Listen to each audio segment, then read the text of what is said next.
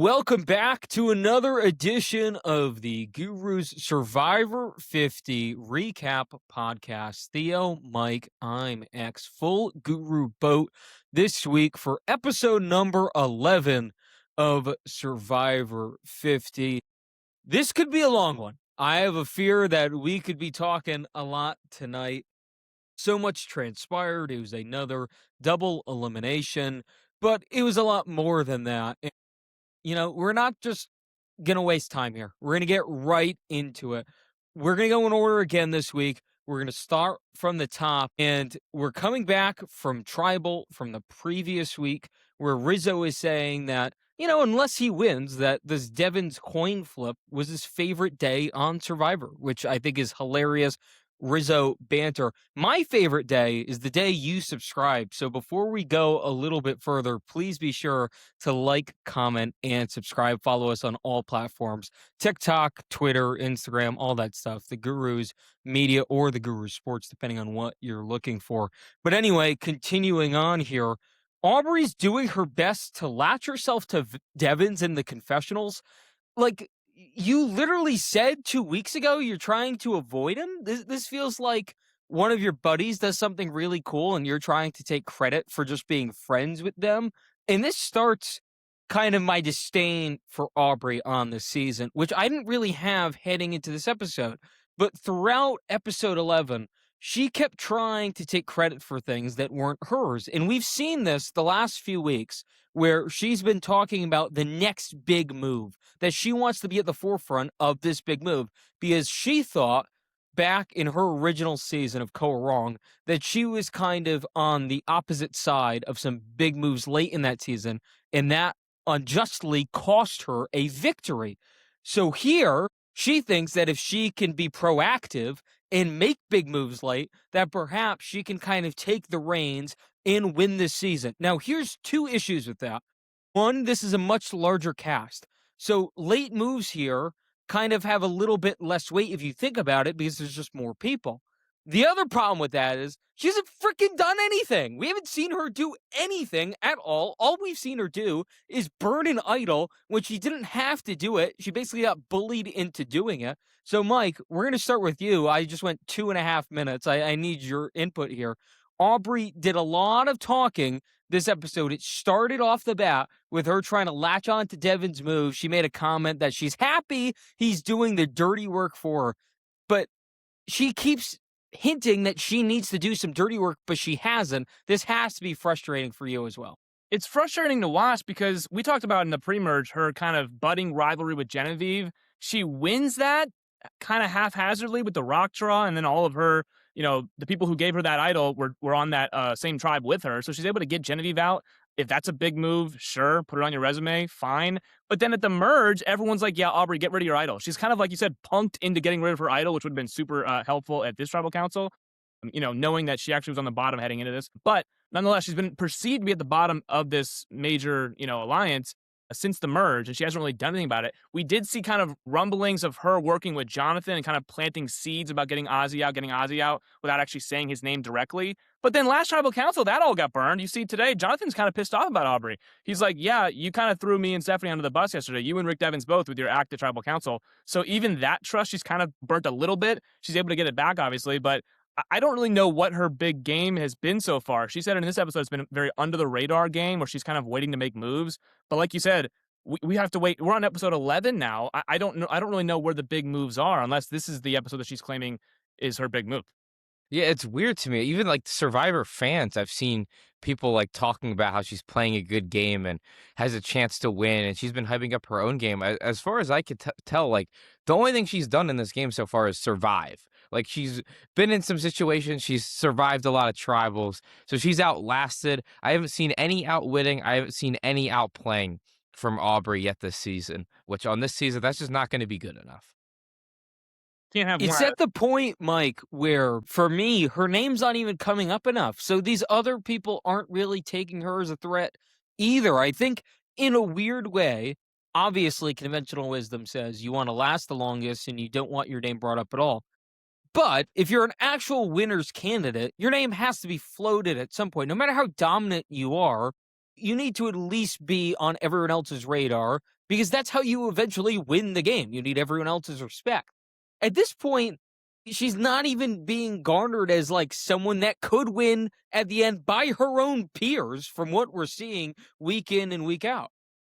Oh, I'm with you. Like her name came up today as she's on the bottom. She doesn't really have any true allies. Remember, Devins was not in this on the beach with her in this tribal council. So no, like Aubrey's name is coming up, but it's not because she's a huge threat to win the game. It's more just let's get through this vote. Aubrey's kind of just she's here, and we're not really aligned with her directly. So yeah, to me, it's more like toward the end of 47 when Rachel was such a huge threat. She was winning immunity. She was outplaying at that portion of the game.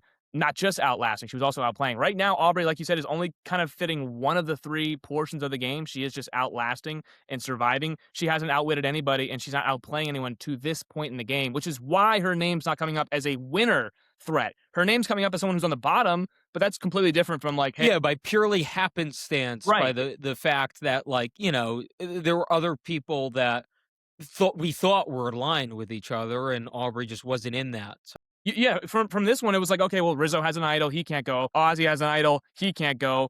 Before they split back, Devins has an idol, he can't go. So of the options, it's like, well, Cirie is working with everybody, so no one wants to vote Cirie out. Emily's too sloppy to be the forefront of the plan. Tiffany is kind of under the radar, more so than Aubrey, I think, playing more of an under the radar game. And Aubrey's kind of just there. So her name's coming up as happenstance, like you said, not necessarily because she's a threat to win the game.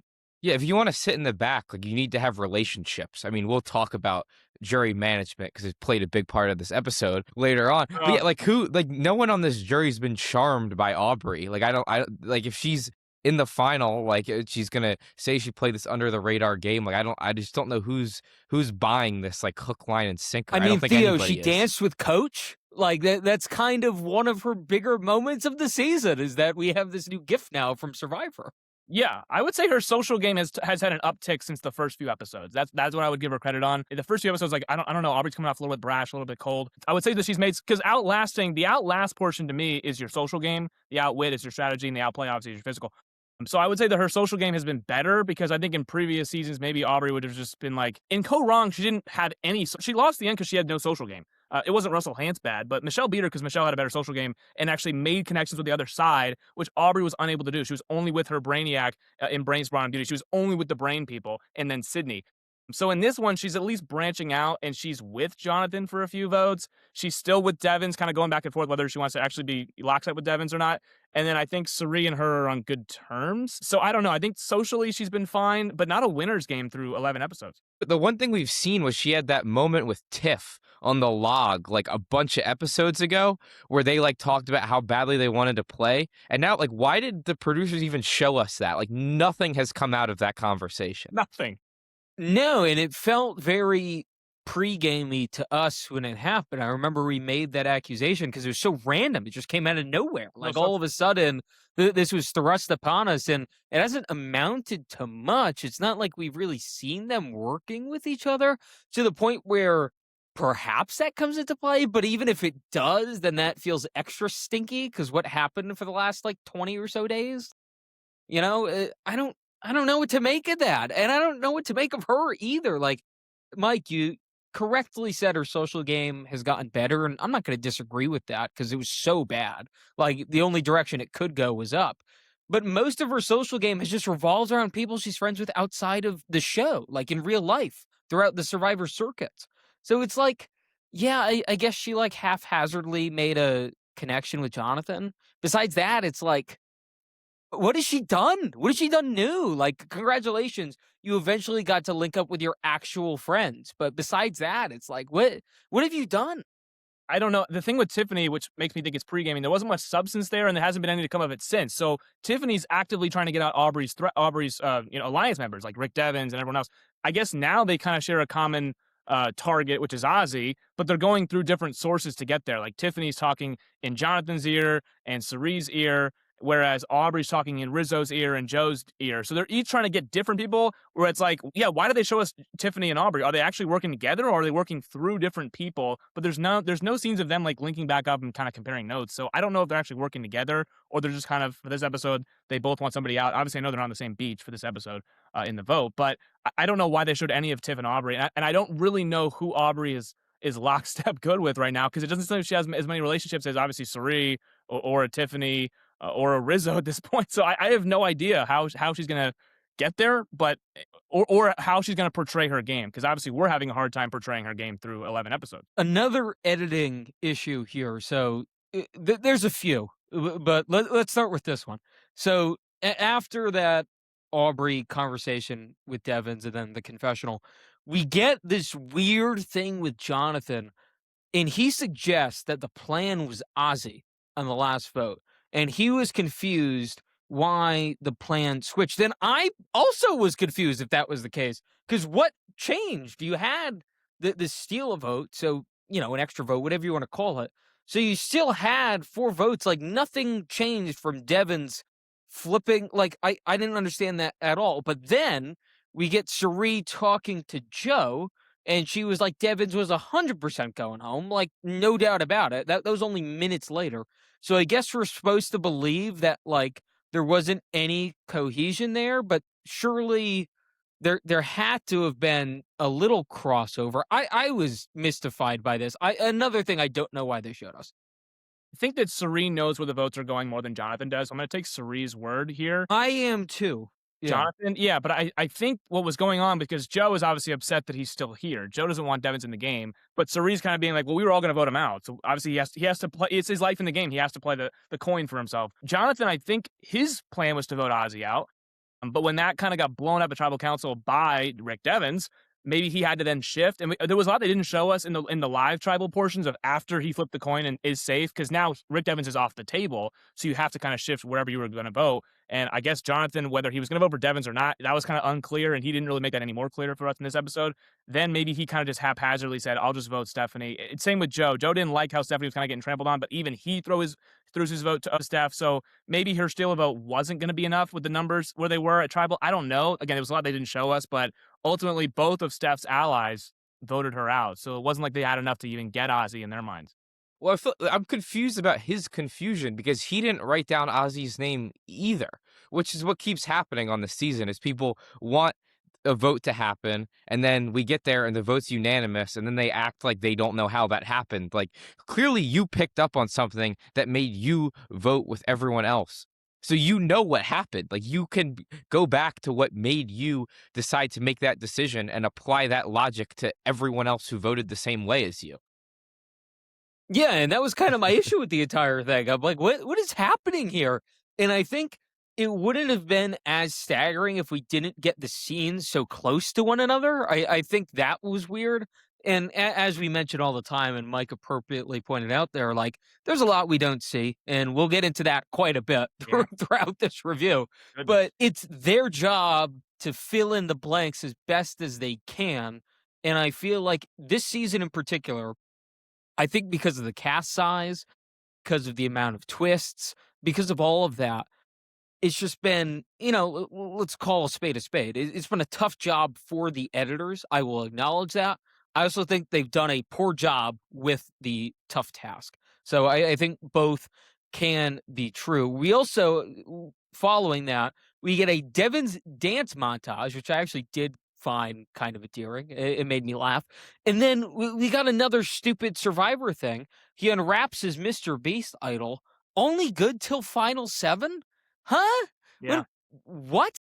Here's the thing. Yeah. Well, here's the thing with that. So we're at 9 heading into the episode. I'm thinking, okay, that's 3 tribal councils, 9, 8, and 7, which is still big. It's not till Final 5, obviously, but it's in the short term, which I think for Devon's his threat level right now, he is in trouble in the short term. Maybe he can use that to then maybe gain some leverage, but obviously we find out it's only good for 2 tribals because we have a double elimination today. So it's Final 9 and then Final 7. You're right into Final 7. So it's really an idol that you have to use now or you're just going to go home with it. It's one of those things where we're just trying to manipulate so much. Like, it's very clear we don't want too many potential idols in the end game, but then stop giving them out like candy. Make them find it. That's your own fault. And Joe is just disgusted by this, by the way. Joe has an unbelievable episode. He is so salty with Rick Devens. I understood the last time Joe was salty with Devens. Like, I didn't necessarily agree, but I did understand it when Devens kind of lunged comically for the fake idol and he made it a big thing. It was very like, look at me. I get that. There's a way Devens could have maybe been a little more nonchalant. We did talk about how he kind of had to make it a big production for it to even work. If he did it nonchalantly, it wouldn't have been. But when Joe was saying that, he didn't know it was fake, obviously. So I think in his mind, he's like, if you just have the idol, just show the idol. So that one went over his head a little bit. This one, though, this is just pure hate. This is great stuff. This is one-sided beef as far as we could tell. Like, Devens isn't into Joe, but Joe thinks Devens is like the bane of his existence because, again, he calls his antics disgusting, and he's just repulsed by this. And he basically asked Aubrey, like, doesn't this annoy you too? And she's just looking at him like, what is going on here? Like, this is your guy. We all like Joe to an extent. I think me and Theo don't love his game necessarily, Really but not. he's a hell of a character. What did you make of this? Yeah. Again, I love Joe the person and the player, and apparently not everyone loves Joe the player. I have now recognized that through this season and 48 now. I don't understand what we want from Joe. Joe does not like Rick Devens. Joe wants Rick Devens out of this game. So why are we shocked when he's so... This is not how Joe plays Survivor. I think we have to eventually now get that this is like a coach character now. Through a season and a half of Joe, this is how he wants to play Survivor. And Rick Devens is the total opposite player that he wants on his island. And so I can totally understand Joe's frustration here. Do I agree with his frustration? Obviously not. I think that Devens was totally in his right to do the fake idol ploy and then to flip the coin. That's totally his right to do that. But Joe's also very much right to be upset. He wanted him out. Joe's wanted him out for like 4 straight episodes now. So I'm totally with Joe's beef here of, I need Rick Devens out of this game. He's super dangerous. I agree he's very dangerous. You know, is it distasteful? Is it in bad touch? I don't think so. But this is Joe's world, and in Joe's world, this is not how he likes to play. This is not how he wants his players to act on this season. He's very old school, which, by the way, why I respect Joe's game is because this is a very pre-20s way of playing, where you don't do any of this stuff for the camera. You're just kind of playing this loyal game. You have to clue in everybody. It's not how Survivor's played today, which is why I kind of think he's hilarious to be kind of shoehorned into this season of new era players and whatnot, of half new era players. And I think Rick Devens is like the total polar opposite player. So it makes for great television, truth be told, which we haven't had enough of in these new era seasons. Just flat out great TV. So I totally get Joe's frustration here, but I also think that he's wrong. Like, I think that Devens obviously has a right to play how he wants to play, and then Joe has a right to feel how he wants to feel. The funniest part is he just always expects everyone to share his viewpoint. And then the fact that he used the word attacked to Sari, that he felt attacked by Rick just volunteering to do something that, by the way, someone was going to have to do this. This is different than a fake idol play. Like, no matter how you slice it up, someone was going to have to do that. And so Rick did it. And to say that he felt attacked by that was just... Let's be real. He didn't want Rick Devens to be safe. That's really what this is about. Yeah, Mike, that's why it's so funny, because like Rick could brush his teeth and Joe would be pissed. That's why it's funny. Like, there's nothing this guy can do that will satisfy Joe at this point. That's why I love it so much. It isn't like we got to stop pretending this has anything to do with the game. It started with the game, but we've moved past that point, and now it's like if Rick doesn't tend to the fire properly, Joe's going to be pissed. Like, he can do anything and Joe's going to be upset now. I wish this season had loved one visits, because I feel like if Rick's kids came, like, Joe would like pull them aside and try to like tell them like, this is how you need to live, kids. Like, don't listen to your father. He's a bad man. Like, I wish we got that, because that would be golden. Here's the thing. Can we at least acknowledge, I'm glad you brought up how it started, because this isn't like Joe hated him out of thin air, okay? This started No.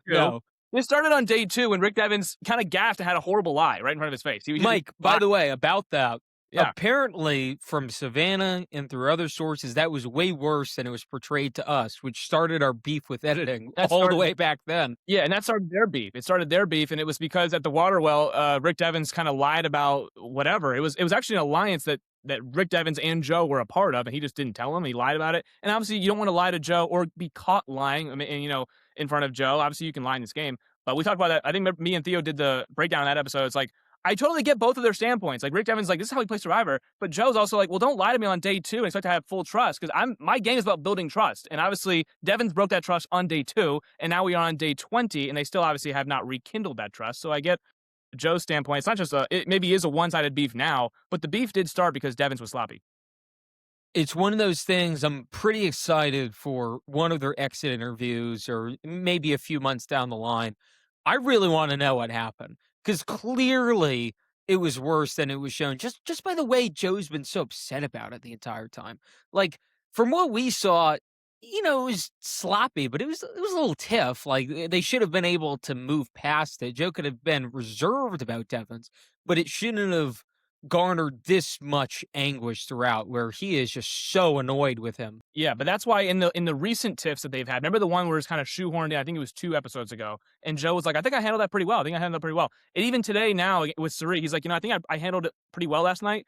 Tribal Council. He was the only one to not jump up, by the way. But he again in his mind is saying, "I think I handled it pretty well." Rick Devins did his thing, and I handled it fine. So it almost was like, yeah, that first blow up was a true blow up that we didn't see the most of. And then ever since then, even though Joe's still upset about it, whatever happened on day 2 or 3, he's been more reserved about it now, at least. And he's kind of My theory is Devin said something that crossed the line to Joe. Whether it did to our Lions, we'll have to find out eventually. Joe's line is different. But that's my theory because look, people have crossed Joe in the path and he's been upset. Nothing like this. Like nothing. So it's got to be something. Yeah, but like maybe like a condescending comment about like, dude, we're playing Survivor, like something about his acumen. I could Yeah. see that. What? Here's my only issue, though. I'm not going to rant about this for too long, but why are we so upset about how other people play Survivor? This goes for both of them because Devins is like, hey, man, we're playing Survivor. Joe is playing Survivor. He's not playing how everyone wants him to play, and then vice versa. Mike, I think we're allowed to feel that as fans. I don't think they're allowed to feel that on the island. No, on you the can do island. that like for final voting and stuff. That's fine. Yeah, if you don't like I think it's ridiculous on day 2 to complain about that, and then subsequently throughout the entire season. Like, if you don't want to work with the guy, don't freaking work with the guy. Yeah. It's your choice. It's totally fine in Final Tribal Council if Devins makes Final 3 and Joe's on the jury and Joe says, "Hey, I did not like how you played, so I'm not voting for you." That's totally fine. And then vice versa, if Joe's in Final 3 and Devins is a juror, Devins can say, "Hey, man, Joe, I don't think you played Survivor. I don't like the way you played." That's totally fine. You're a juror. You can do whatever you want, and we can say that too. But on the island, as you're playing, competitor against competitor, you shouldn't tell somebody else how to play. And I think both of them early on were like, "Hey, man, you're not playing the way that you should be," and we have a beef, and now it's obviously still an ongoing beef. Yeah, we agree there. We do have to move on. Sorry, Joe. But Sari is kind of looking at fate here. She's worried about what happened to her on Game Changers repeating itself, where basically she's voted out by proxy of being the only person that can receive votes. She's seeing a lot of these advantages pop up, and she's worried about that. And I understand her thought process here. She basically goes into the fact that she wants to burn Ozzy and Rizzo's idol. That way they're just out of the way. And when they all get to the end together, they can kind of pick and choose. It was very interesting she was telling Tiffany this. It felt like listening to Cherie here, her ideal final 3 would be like Tiffany, herself, and then Ozzy. That's what it felt like to me. Yeah. She seems committed to Ozzy, but didn't want him to have too much power. And then she seems to like Rizzo, but just prefers Tiffany, which I think makes sense.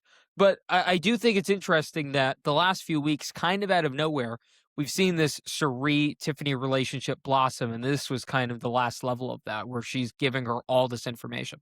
Yeah, I thought Tiffany's kind of replaced Emily in that role, so to speak, the last few weeks. And I definitely think that Tiff's a better ally to Sari than someone like Joe. I think even Sari mentions, like, it's kind of been tough to babysit Joe ever since our OG on Sela. She's talked to Tiffany more than she has Joe, and she was on the original Beats with Joe. The funny thing about that flashback of how she got advantaged out, you saw Aubrey kind of like hugging Sari, who was right next to Sari when Sari got advantaged out of that game. Aubrey is ironically enough also on this season, also on Game Changers, also on this season. And Aubrey got bailed out. Not to go back to Aubrey, but Aubrey got bailed out in that episode. Like, Aubrey was going to go home, but of course Ty, who found like 4 individual immunities, hidden immunities on that season, played one for himself and Aubrey, and then Troy Zan had one. And the whole thing was bad. So that's why I think they're gonna try not have 4 hidden immunity idols out during Final 5. But I think for Sari, this is big. Obviously, you're trying to kind of set yourself up for the final. We criticized her last week for not taking out Jonathan, but she's still in a good spot heading into this episode of how she can create her path to the final 3. She's got Ozzy in her back pocket. It looks like she now has Tiff in her back pocket. She has Rizzo in her back pocket. If that's your final 4, Sari's winning the game. And then obviously you have someone like Jonathan there. You have someone like Joe there. They're meat shields, but she has a good working relationship with both of them. And you saw that again on today's episode. So of the 9 people left, outside of Emily and Devins, who she already had kind of crossed 2 tribals ago, and then Aubrey, who she did work with briefly in Game Changers, or sparingly at times in Game Changers, she's in a really good spot. There's not many people left that she's not working with.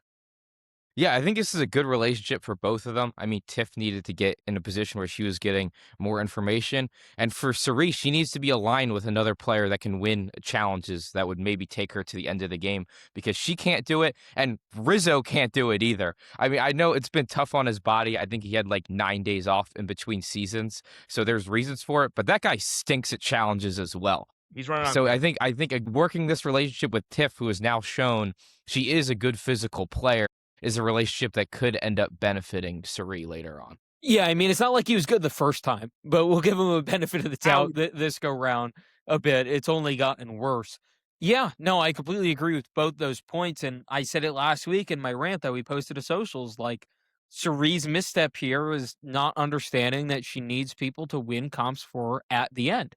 So I think, getting closer to Tiffany, smart move, because she's really shown some competitive acumen here that I don't think any of us really thought she had to this extent.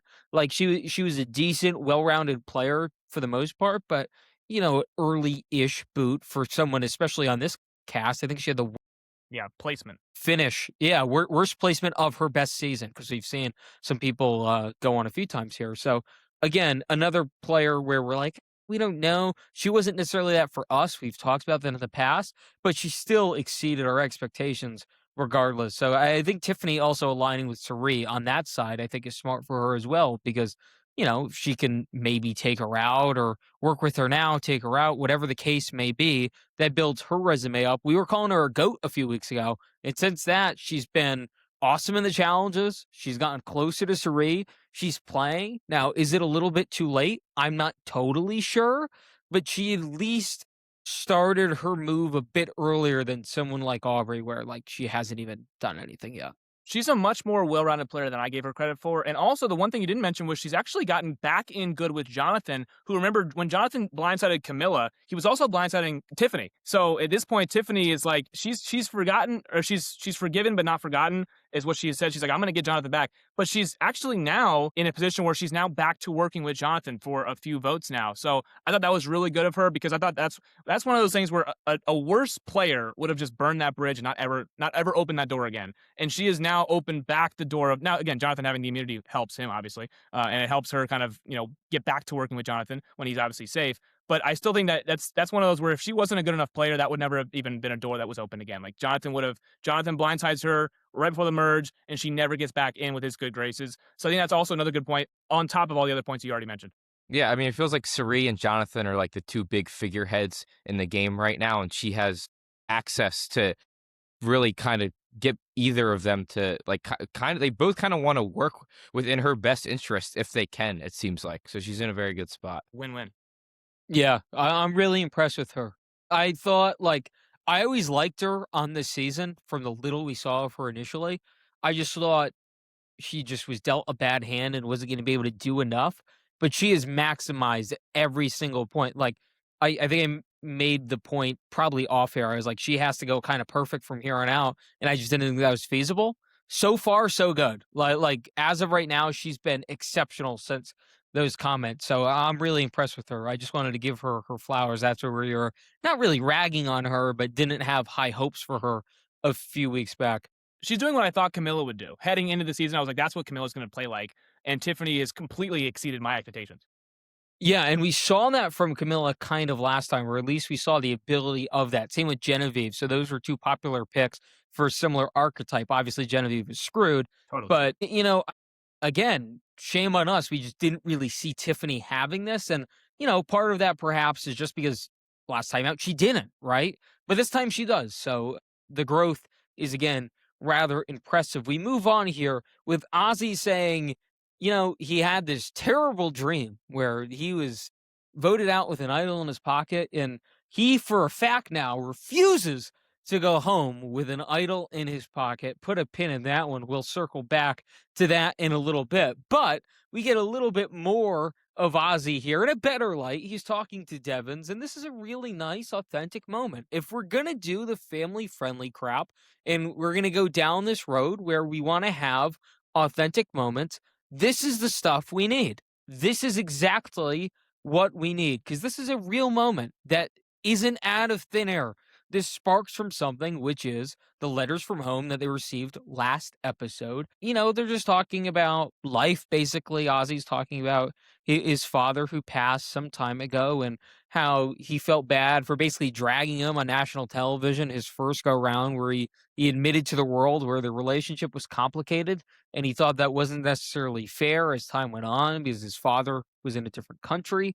And then Devins was talking to Ozzy about his kids and how that touched him. And, they were just talking about fatherhood and relationships and all that stuff. But it was a really heartwarming moment between both of them where I thought we saw a different side of Ozzy. We kind of say it in jest each week, the Oscar not Ozzy thing that he repeated here. But you do see the growth in him. Like, as much as we play fun with it, right? And we have a good time about it. Like, there's no doubt about it. He is a changed person. I think he's more well-rounded survivor player, even with what happens in this episode. I think this is probably the best archetype of Ozzy we've seen since his first season, where, he was just a kid. He was our age at that time. And it was very clear watching it with 2025 vision when I watched the season. I was like, this guy, I'm not going to say he knew nothing about the world, but he seemed so sheltered about everything. Like he just didn't have a grasp on stuff. Not saying that we do necessarily, but I just felt like I was so much further advanced than him, which, is saying more about him than me. So to hear him here reflect on that in his journey, I just thought was awesome. I thought it was really good. I mean, again, this is one of those things where it has some substance to it. It's not just out of thin air, like you mentioned, the loved one letters. And then honestly, the first time Ozzy played, this is what we get the flashback to of him in the final three with Yul and talking about his dad. So it's not just, nothing there. That's actually something there that came from when he pioneered on the show, when we first saw him on the screen as a kid and how much he's grown since then. And I thought it was good that he was having this conversation with Rick Devens specifically because it's the relatability of anyone on the island left. Rick Devens is a father. Ozzy lost his father. Rick Devens even mentions, like, of all the Ozzies I've seen on television, I've seen 4 different Ozzies play on Survivor on television. I like this Ozzy the most. I think that speaks to Ozzy's social game, despite what happens in this episode. I think this is by far and away Ozzy's best social game on Survivor. No doubt about it. Like, when he started playing this game, he was a dumb, arrogant kid, like he mentions. And I think he would even say that watching back now, he'd be like, that's a dumb, arrogant kid. Even on Micronesia, to an extent, a dumb, arrogant kid. And then now he's in Honestly, even on South Pacific to an extent, and he was a little older by then. He's dumb and arrogant at that point. He's not a kid anymore, but he's dumb and arrogant. On South Pacific, 100%. Very arrogant, very cocky.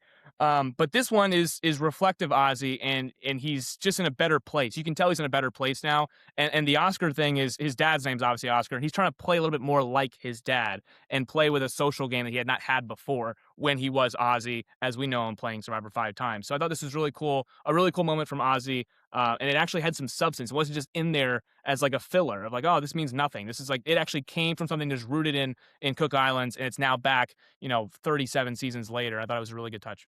No, I'm glad we got this. I mean, this is what you get out of a returning player season. This is stuff we want to see. I mean, we've put 5 seasons into Ozzy, and to show this moment of growth, like these are moments that we want out of a season like this. So I was glad they included it and thought it was really nice. Yeah, because even on Game Changers, there's still a whiff of arrogance, is not as much, but that is a different emotion. He's so scorned and so bitter, he can't even like look past how the past has affected him. He apparently like didn't reflect on that until he got to the island. He like just simply could not get over Sari backstabbing him like 20 seasons prior. It was unbelievable to watch at that time how annoyed he was with that situation, how he just simply could not let it go. And even Sari tried to extend the olive branch so early in that game, and Ozzy was just so adamant. So to see him now working with Sari all this time later and being a totally different guy, yeah, like you know, we made fun of him and some of his decisions and Mike's unwavering loyalty to him, Yeah. but I was rooting for him at the end of the day. Like he was my number 1, that's Sari, but because he's working with Sari, he moves into probably my number 2 slot here. Like I wanted him on my screen. I enjoyed my time with him. But Rick didn't really seem to enjoy it as much. He loves the moment with Ozzy, but he wants to take out Ozzy's number one. Because after this, he's talking to Flippin, and he's like, "This has to be Joe or Sari." I wonder if Ozzy evaded that comment, by the way, because of their talk prior. I made that note. Maybe it would have I been wasn't Serena. 100% sure on that. Yeah. Maybe it would have been Serena. Could have been a Sari or Ozzy comment, but he had to pivot back to his eternal flame Joe there, just to throw out another option. But it did seem like both him and Flippin were kind of hell bent on Sari. That's where both seem to be landing. And then we immediately transition to the challenge. So it's the classic one where you balance on this triangle structure in the water, and the footholds that progressively get a little bit smaller, and then by the end you're standing on the platform. So I don't like this challenge because I think the environment is too much of a factor here, and we literally saw a replay on how that happens where Jonathan won this prior just by like standing there for 90 seconds because the waves are so high and there's knocking people off. I just don't think this is an equal opportunity challenge. Like, what if a wave goes more to the left and just knocks someone off? I've always found this challenge a bit annoying, but then it annoyed me more in this rendition because usually the way this used to go way back when was we'd, whatever, 10, 20 minutes each foothold, we'd get to the top, and then we'd go for maybe an hour, and then perhaps we'd go to one leg, maybe we'd ask the competitors what to do. We've seen both be done in the past. This, we just immediately go. We're on the top after the footholds. It felt like it was short increments of time. And then on the top, 20 minutes, we're going to one leg. I think that's too big of a variable here. I wanted to see them actually compete. We know that as soon as they get to one legs, it's a crapshoot, and they're just, wobbling, and they're going to fall within usually 2 or 3 minutes. If you're going to do this, I just think you got to wait more time before you go to that extreme. No one wants to be there for like 6 hours. I get that. But just speeding it up this way, I thought was kind of cheesy. And then we get to this kind of what will be an iconic moment here where Tiffany wins individual immunity, her second straight. It'd be the third of the season for her. She's building an insane resume at this point. This is like, I was talking about a perfect game. This is somehow beyond perfect, whatever that could be, an immaculate inning for Tiff here. And then all of a sudden, we get this crazy moment where a boat comes up, and we're like, hold on, like, stop everything. Jeff hops on the boat. He has a little chat. And then this is where I got annoyed. Jeff is the one who screwed up more than Tiffany. Jeff did not tell Tiffany that she was good. So therefore, Tiffany had both feet down on the platform. Everyone else already had a foot up in the air.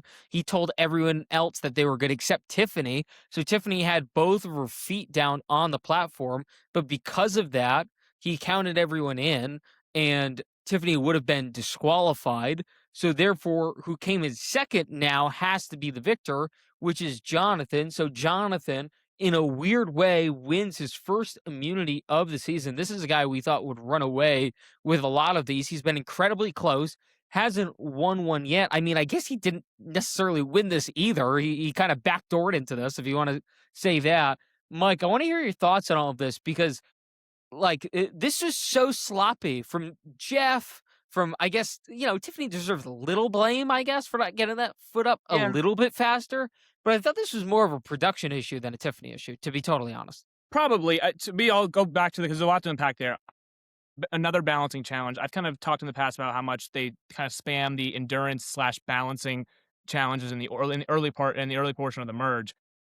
I don't mind the elements challenge. Like when they go out in the sea and they have to actually battle the elements, I don't mind that. Obviously on 42, it was, the tide was crazy, or the waves were going crazy, and it was out in 90 seconds.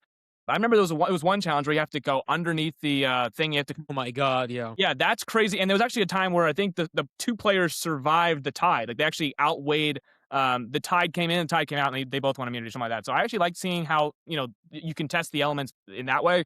But I've seen this challenge too many times now to kind of, and you're right, they used to go a lot longer to the point where Jeff had to actually bring out like food to kind of like get them off of this thing because it was so like you can just go for hours. I think Andrea in her season, I forget, she played 3 times, but it was like this challenge went on for like a few hours, and they had to finally get one. Okay, lift up a leg, do something, To this one, they did it in like 15, 20 minutes. They're like, all right, just lift one leg up. And then at that point, it's a crapshoot, like you said. To the Tiffany point, and by the way, Jonathan wins this by like half a second over Emily, who's been inept in challenges, but she had the idea of kind of just like surfing it. So she's going completely sideways where everyone else is kind of tippy-toeing their way. Emily nearly beats out Jonathan for second place. Tiff, I mean, look, it's the letter of the law is you have to get your 1 foot up before the transition, I guess. And now Jeff definitely screwed up the transition process. That's definitely on him.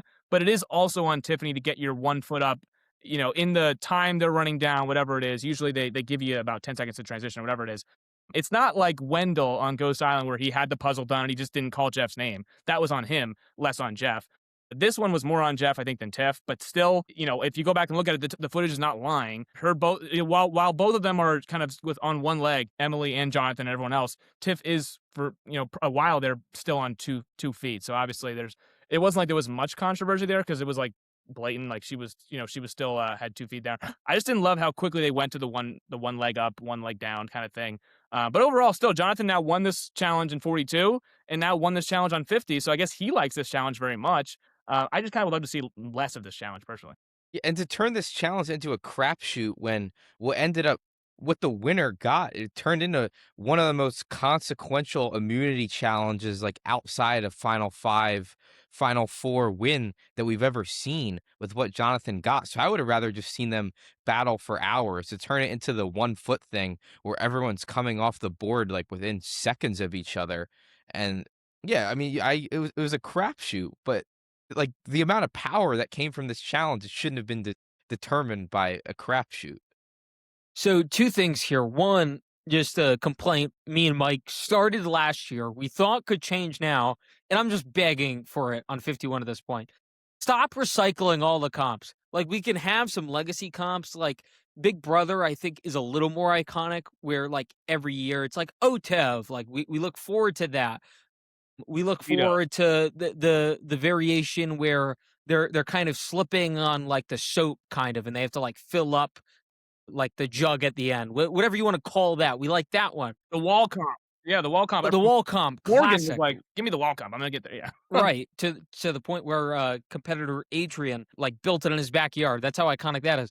Survivor, there's a few like kind of iconic comps, but not to the same vein as Big Brother, I would say. So you can't just recycle the same stuff year over year. And Mike, you made a great point, and I want to touch on that. We love Rachel so much from 47, but I did complain in her season that every comp at the end game was the same, and she won them all. So I was like, what do we expect? If all of them are like the same variant, what do we expect? I didn't like that. We're doing the same thing here. They're all like kind of endurance based for the most part. I need to see like very different types of comps. And if you go back to original Survivor, that's how it was. These comps weren't that similar. And if they were spaced out. You'd get the one you're talking about where you're like under the water with kind of like the metal bars above you and you have to like keep your face out of the water. Like that was a very prominent OG Survivor comp that lasted for a very long time. Then when you get to the end game, you could do the endurance where you're standing in the ocean or you're doing like this triangle comp. You can do that kind of thing spaced out. I don't want to see just endurance and puzzles constantly. We need to get back to adding some stuff in there, like adding different elements. It annoys me so much because these are things that even in a budget environment, you can fix. It's like these things are cheap, sure, but there's other cheap things that you can do, especially early in the show's life cycle that they did when obviously the budget was grand for going places, but it's not like those comps were anything crazy. Let's be honest about it. So that's what drives me nuts because all we hear all the time is like, your ideas aren't realistic. Like they're not going to move. Like our complaints now have gone beyond the days in the show, which are now 26. We don't care about that anymore. And if you're going to be in paradise on Fiji, which by the way, Jeff kept talking about how amazing Fiji was throughout this comp, which annoyed the hell out of me because I'm like, it's not supposed to be this way. But if it's going to be that way, fine. We need the other things that you can manipulate with the budget and all of that to change. This is simply unacceptable, which leads me to the second point that I was about to make. Do we want to dump on the twist now or are we going to wait for tribal? You want to do it now? Ooh. I mean, we could do it now, honestly. We're gonna do it I'm now. through it. Jonathan wins immunity, and we divide into two 4-person groups because the merge. What was that? Who cared about the merge when you all become one big family and you have to play the game that way? No, we're doing mini groups again. Again, we already did mini groups. We're doing them again. Because doesn't every Survivor fan love mini groups? Is this not one of the things that every single season everyone hates? Oh, we're going to do it again on Survivor 50 with all your favorites when it's late in the game. There's 9 people left. What are we doing? What is happening here? So we get our 2 4-people groups, which is Tiffany, Emily, Suri, and Devins. That's group 1. Group 2 is Joe, Ozzy, Rizzo, and Aubrey. And oh, by the way, that's 8 people, you say. Yeah, because Jonathan gets to float in between both.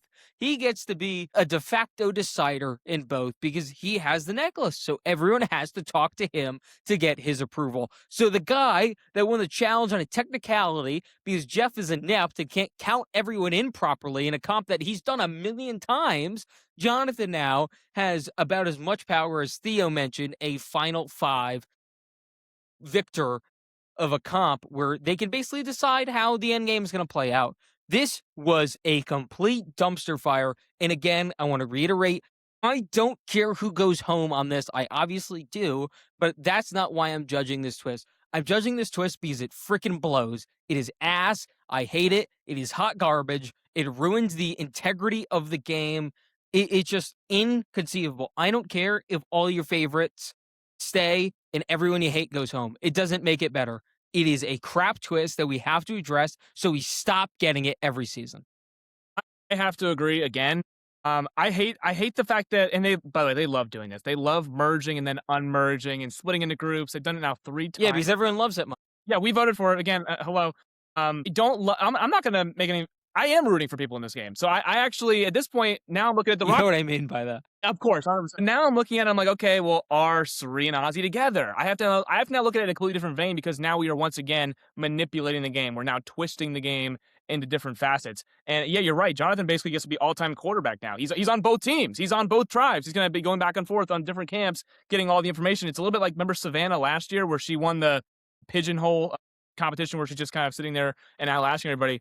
Mike, to jump in, that changed that season. Changed the entire because it game. felt like Rizzo was at least going to have to burn his idol there, and just her presence scared them away from that. Yeah, so it's because she got to attend the tribal, which is like, whoa, how? Like she won, and then she gets she has an extra vote as well on top of attending the tribal, which she didn't have to use on that tribal. She saved it to later get Juwan out. So the whole thing flipped the game, and this is basically as big a twist as that one. Like Jonathan not only wins on a technicality, and he's safe, which is obviously important, being safe, being immune.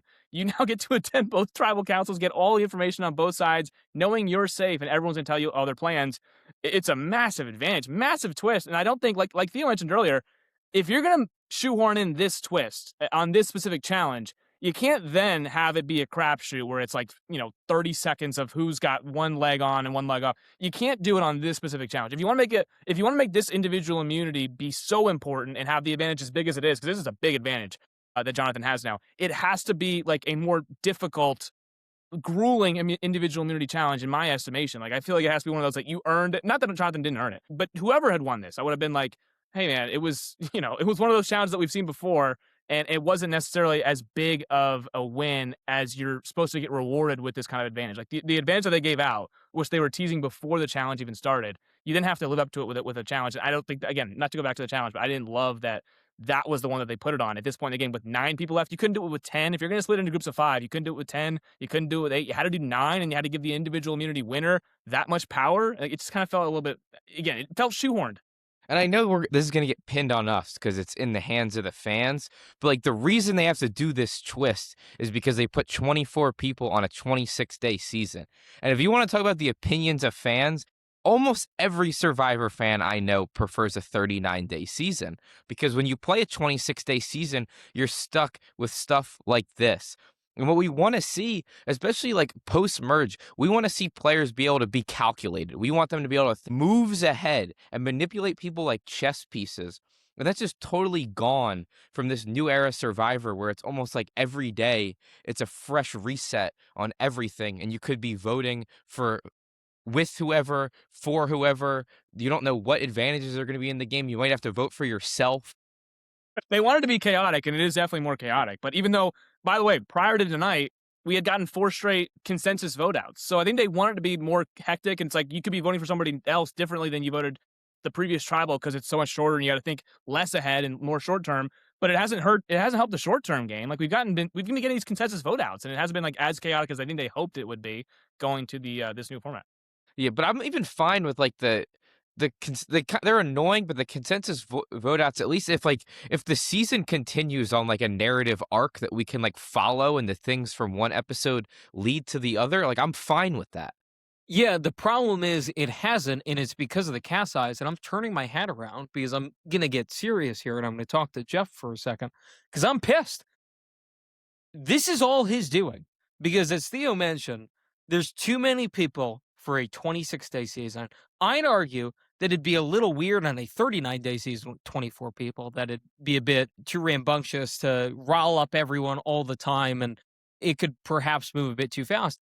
But on 26 days is a joke, and that is because if you forgot, which I didn't, because me and Mike talked about it last year, and that's why I'm so annoyed, Jeff before season 50 talked about how there wasn't going to be a returning season for a while, that he didn't like returning seasons anymore, that he loved the new era, that the new era was amazing, and that these returning seasons kind of felt like a crutch to him, and that he trusted his casting director.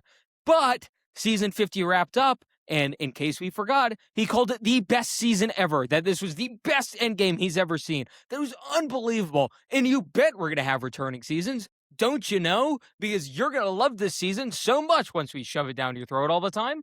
Here's the issue with all of that. We need returning seasons, period. The show, from its infancy, didn't even go 10 seasons without returning seasons. What was All-Stars was 7, right? 8. Yeah, 8, right after Prime. 8, yeah. One of them, right? So we didn't even go 10 seasons without a returning season. And we just did because this new era crap that infested his brain. But we as fans knew we have returning seasons that should be lined up. We should have another Blood versus Water. We should have another Fans versus Favorites. You can incorporate winners in some way. Mike, when 50 dropped and we looked at the cast, the first thing I said to you was, I don't know why there's 3 winners here. It makes no sense. You're burning 3 winners for no reason that have no business being there because as amazing as they are and as much as we want to see them on the screen, they're dead on arrival. That's already 21 people. And I said, it made no sense to me that they didn't give someone like Camilla or Genevieve, someone that we knew was going to be under-edited in the season. We knew it before we even watched it. Why they didn't get a spotlight on a future season. So you can just tally it down. There is no reason they shouldn't have cut this cast down. We understand Survivor 50 is a privilege. You could have done anywhere between 7 to 8 new era and then old era folks, combine them, put them on the season. We would have been happy about it. And then just promise us on 52, we'll say it. Maybe you don't want to do back to back, but 52 is another returning season with a gimmick of some sort. And then maybe 56 to 58, which is only 2 or 3 years away, is again another returning season with another gimmick. That's all you had to do. And you can honestly gear the 50s if you're really thinking now, which I guess they don't. You could really gear the 50s around this, where it's kind of a celebration of life, where 50 is the actual start of celebrating Survivor. And then 51 is kind of the new era. You can come up with a name for that. Then 52, we have another returning season. Then you have a few more all new casts, and then you have a mix of both. Then you have another all returning season. This isn't that hard. It's just not that hard. Yet they botch it religiously. And this is the episode where I was kind of at my wit's end. I'm just so sick of this. Look, and I'm going to do this now. I was going to save it for later. I'm going to do this now. They ruined 40. 40 is not a top 5 season in the show's history, therefore they ruined it. That should have been the easiest slam dunk season of all time. They tried to get cute. They added fire tokens. They added the Edge of Extinction thing that was garbage, where they had 2 battle backs. Garbage. This might be more garbage than that, which I didn't think was possible. I thought 40, they botched. They were done botching important seasons of the show. Survivor 50, that you've been promoting for months like it's this world peace moment, that it's the most amazing season in the show's history, that you can't believe how amazing it turned out, and then we get this crap. Are we watching the same things? Are you that deluded? Are you that out of your mind that you can't understand that this is flaming garbage? All right, that's enough, Jeff. We'll still take a trip to Fiji. He loves yeah. So real quick, and I don't have any notes on this, but what we could have done easily, because we could turn around and do another returning seasons. Like we did it with Cambodia, we did 31, and then we turned around and did it with 34. They could easily have saved some of these people. Like we could have gotten. I personally think Angelina did not have to be in this cast. I personally think I would have saved a Camilla or a Tiffany or a Genevieve on a different returning season so you could edit them more. Same thing with Charlie. In my opinion, I think you could have maybe had Charlie on a different season. You could have edited him in more on.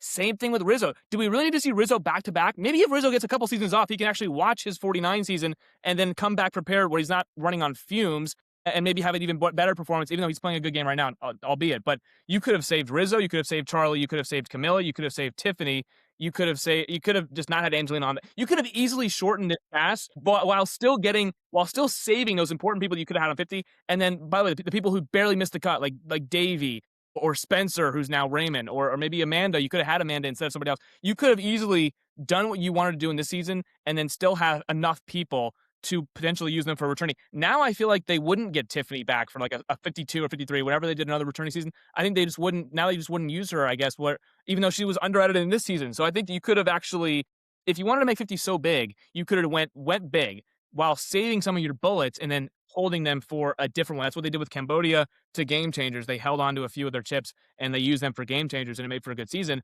They didn't do that with here. They almost just unloaded all their clips, 24 people, crowded beach, not even 39 days. We're going to still do 26 days. So we're going to do multiple blood moon twists and double elimination, triple eliminations so that we're just consistently not only under editing people, but people are going home on bonkers twists where that could have also been saved if you just did 18 people. If we just did 18 people, we would not have been on a situation where we have to shoehorn in triples and doubles and do what we're doing right now for the end game. So maybe this is how Jeff likes his end game, but I would prefer, along with I think both of you guys would prefer, we could have saved some of these cast members on a different season, not a better season per se, but a different season, and still got better end games because we're not shoehorning in all these twists. Because I don't think for 50, personally, I wanted less twists. I don't know if other fans voted for that. I didn't want all of this mesh and mosh at the end. I wanted the players to just play the game, let the game be organic for a little bit, at least for the end game. If you want to do Billie Eilish in the beginning, fine, whatever. But for the final 9, final 8 down, let it be a little bit organic, and let's see who the best player is on a season like this. Yeah, I mean, this show has been on for 50 seasons, and the reason is that, like, it's good enough on its own. Like, that's why it has existed for this long, because it's a really good concept, and it's really good, and it really works when you just put people in this environment and in this social environment and just let them play and let them be themselves. So then to do all of this stuff and then act like this is what a celebration of Survivor is, I just don't agree with that. It's one of these business things that I see all the time, and it always comes back to a point I've always had. You know what the best business is? The best product. That'll always be the best business because you'll sell the most of that product. Don't the ratings of this show and the talk around the show, and I'm not just talking like pure Nielsen ratings, I'm talking like the actual quality ratings, like your IMDb's, whatever, Letterbox, that kind of thing. Don't those ratings show you enough what the fans want? Doesn't like Twitter and Instagram and all of that show you enough? And I understand, I say this all the time with sports, so I have to qualify it here. Like Twitter, Facebook, all of that is an echo chamber. It is, at the end of the day, a small population of people that have what they think is a large voice, but it truly is just a fraction of the community. So I want to acknowledge that. But at the same time, I think we're all in unison here. I don't know what Survivor fans, I've yet to meet them, who's like, you know what's awesome? 57 twists. You know what's really great? When there's 9 people left and there's 3 idols and not a single one of them found them. Not a single one. All of them were handed to them various ways, but still, it's just not enjoyable. It's like simple's always better, and I understand they want to try some new stuff out. That's fine. You don't have to unload the clip like you are on this season. If you wanted to have this part of the new era, which to an extent they have, I don't think it's ever been this bad. Like we've had journeys and stuff, and it's gotten close, but this is truly another level, and I think it's because of the size of the cast. I admit that. But do it there. See if it works. Try it out for a few seasons. When it flops like it did, pivot back. Because let's be honest, it flopped. The first few New Era seasons are by far the worst rated seasons in this show's history. This should not be a hard concept. The show will do better. It'll have better traction. It'll have more viewers if you just strip it down a little bit. You have a twist here and there. You have maybe 2 idols at play at all times. We don't need 3. That's ridiculous. Have 2 in all times. Make them earn. Don't just hand them out like candy bars. And then we'll be on our very merry way. And we can all be happy. Kumbaya. They'll be happy too, by the way, because despite what I forgot whose quote it was, War Dog, I think, that the twist isn't on trial. To a point, that's fine. I get that. I think it's one of my least favorite quotes in the history of Survivor, because you shouldn't be on trial for the twist, but the twist should be on trial because the twist sucks. Yes. Not only that, there would have been 4 individual. Forget about 3. If Aubrey wasn't punked into playing hers, we would have had 4 immunity idols still here. And I don't want to go too much on this, but I want to touch on it. So how would you like your hidden immunity idols to be found? Do you want them to be hidden, or do you want them to be handed to you by Mr. Beast and Tribal Council, or forget Mr. Beast, or do you want them to be handed to you by Billie Eilish, who has gone on record and is like astonished by like, apparently there's an idol that I gave to them and I read a letter about it, and it's like obviously it's all her PR team. You need a PhD in math to go on Survivor, according to Billie Eilish. I don't know. Honestly, in her own words, it doesn't appear like could give less of a shit about the Billie Eilish boomerang idol. So sorry, Genevieve, if you thought you were going to get an apology from Billie. It doesn't look like that's happening. She looked like she was unbothered by it completely. So I get that Survivor's trying to pawn off other people. Like they're trying to market it. I totally understand marketing the game. But to the fans, the core fans, I don't think we really care whether Jimmy Fallon or Billie Eilish or Zach Brown or Mr. Beast affect the game in any way. We want to see the game be organic because it's, like Theo said, already good enough on its own. It doesn't need to be propped up by Billie Eilish and other celebrities, A-list celebrities. At this point, because we talked about it. Remember the first 3 episodes? We were like, I wonder if Susan has anything about it. And now we got it on what forget which podcast it is. Apologize, but she did at least mention it. So we were both in our text. We were like, oh, at least she talked about it. But it wasn't the perception that we were going. It wasn't the reception that we thought we were going to get.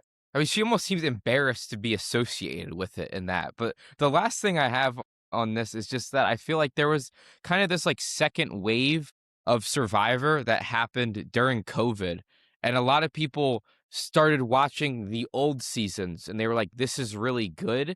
And somehow like this new wave of fans that liked these old seasons, like I'm not like most of the big seasons people were watching, it was like 7, it was 8, it was 20, somehow got Jeff like so pumped on this new era. Like he like got misconstrued and thought people were here for this new era, when I think all these new fans came because they saw like the old seasons.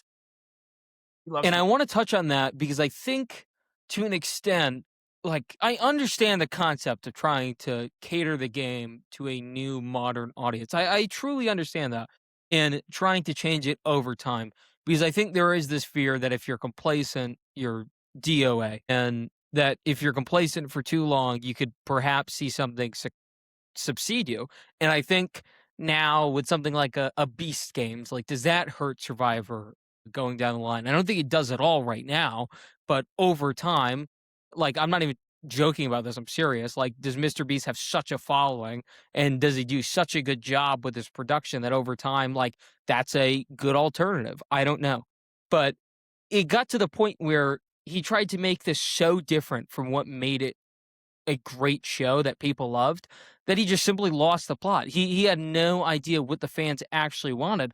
And what's so frustrating is like, it's not hard to figure that out. Like, you're presumably around all these young people. That's who usually competes on Survivor. Usually the oldest person each season on a non-returning season is like 46, around there. So everyone's, online, active. Like, does he not talk to these people ever? And I'd have to imagine his team has to be decently young. There's a lot of people that have been with him for a long time, but you have interns and stuff, right? Like, surely people are coming in, giving their ideas. You can't be this sheltered. He has kids as well, I'm pretty sure. Like, there's no way you can be this tone deaf. And I understand, again, trying it out for a few seasons. Like, there's a world where you can say, okay, 41 flopped. We just came out of COVID. It was bad execution, but we have to give it a little more time. Like, let's give it till 44. But by that point, cut the cord, man. Cut the cord and give up. Like, try something else. If you want to keep making it fresh, go a different direction. I think our biggest gripe is we've been doing this over and over again here, the same semblance of what we have an issue with for 10 seasons now. And we're just incredibly annoyed because we thought for once, like Survivor 50, they just let this one breathe a little bit. That would make a lot more sense, that this could be a reset. And I said, Mike, last year at the end of 49, the review, I don't know if you remember this. I said, as much as I'm looking forward to 50, I think 51 is way more important. I said, I think that is the one that we're all going to look at and say, okay, if they can nail this, they're in a great spot, because everyone's going to like 50 to an extent. And I think we do to an extent, because it's people that we like and we're watching, and that's enough for us. The rest, as annoying as it is, we'll deal with it because Cerie's there, because Ozzy's there, because Rizgod's there. 51, they're not going to have that.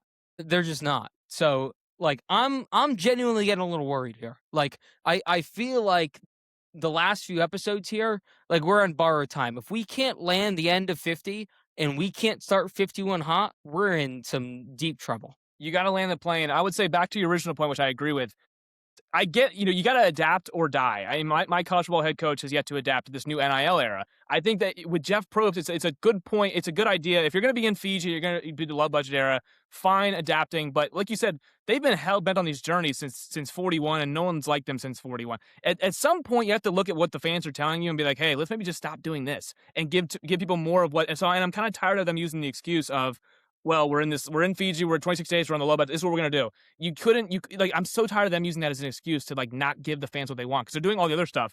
They're doing all the extracurricular over the top stuff, but they're not really giving the fans what they want at the end of the day. So I totally agree. They have to land this plane. And 50, I was going to love no matter what, because, again, the people on 50, I'm going to watch it, and I like the season still because, again, the players are there. But the format of the game has to be good on 51. Like, the format, honestly, I think they've already fucked with it enough on 50. Like, they've honestly screwed up already on 50. They've done the Blood Moon, which nobody liked. They did the Jimmy Fallon twist, which nobody really liked. The duos twist, some people liked, I didn't. And then now this twist, like, they've done a lot. And then again, Mr. Beast as well.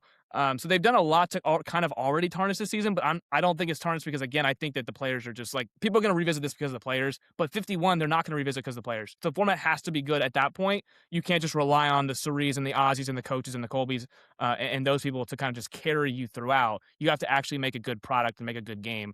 And right now, I think I'm worried. I was worried going into 50 that they would have some kind of shenanigans, but I'd live to see through it because, again, of the characters. But I'm worried going forward how they're gonna land the plane A on this season, and then how they're gonna start the next plane on 51. Yeah, I think on a new season, you can almost like build up players' legacies with twists, and they can be known as the people that went down to whatever twist for whatever that's worth. But on a season like this, where like everyone already has a legacy, or they're playing for the last time and they're trying to like fundamentally change the way we view them as players in this game, to then just have so many of these vote outs be determined by twists is just brutal.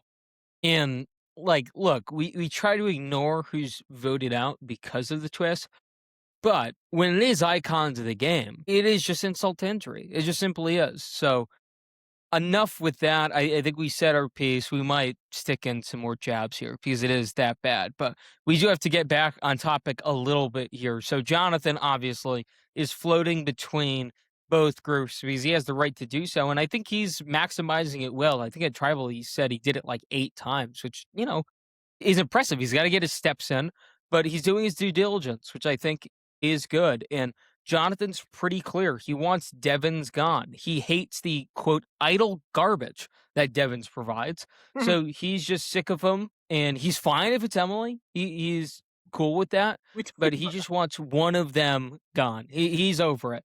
And Flippin is kind of sensing all of this, and she's trying to make her big move of the season. As much, annoyance as Flippin has provided us with her gameplay, I think this is the first time where I'm like, you know what? I think you have something here. So her big plan is she's trying to convince other people that Devins is going to play the idol on her, and that, she understands that her life's in danger. All she can do is pray to Devins, have him use the idol on her, and then backstab Devins because she understands that she needs to be in everyone else's good graces, and that is what she can provide for everyone. She can basically get Devins out. All you have to do is follow her plan. And look, I think it's a valiant effort. I think when you're in this position, this is probably one of the better things that you could do. I think the big problem with it is Flippin's entire MO this entire season is she is Miss Chaos,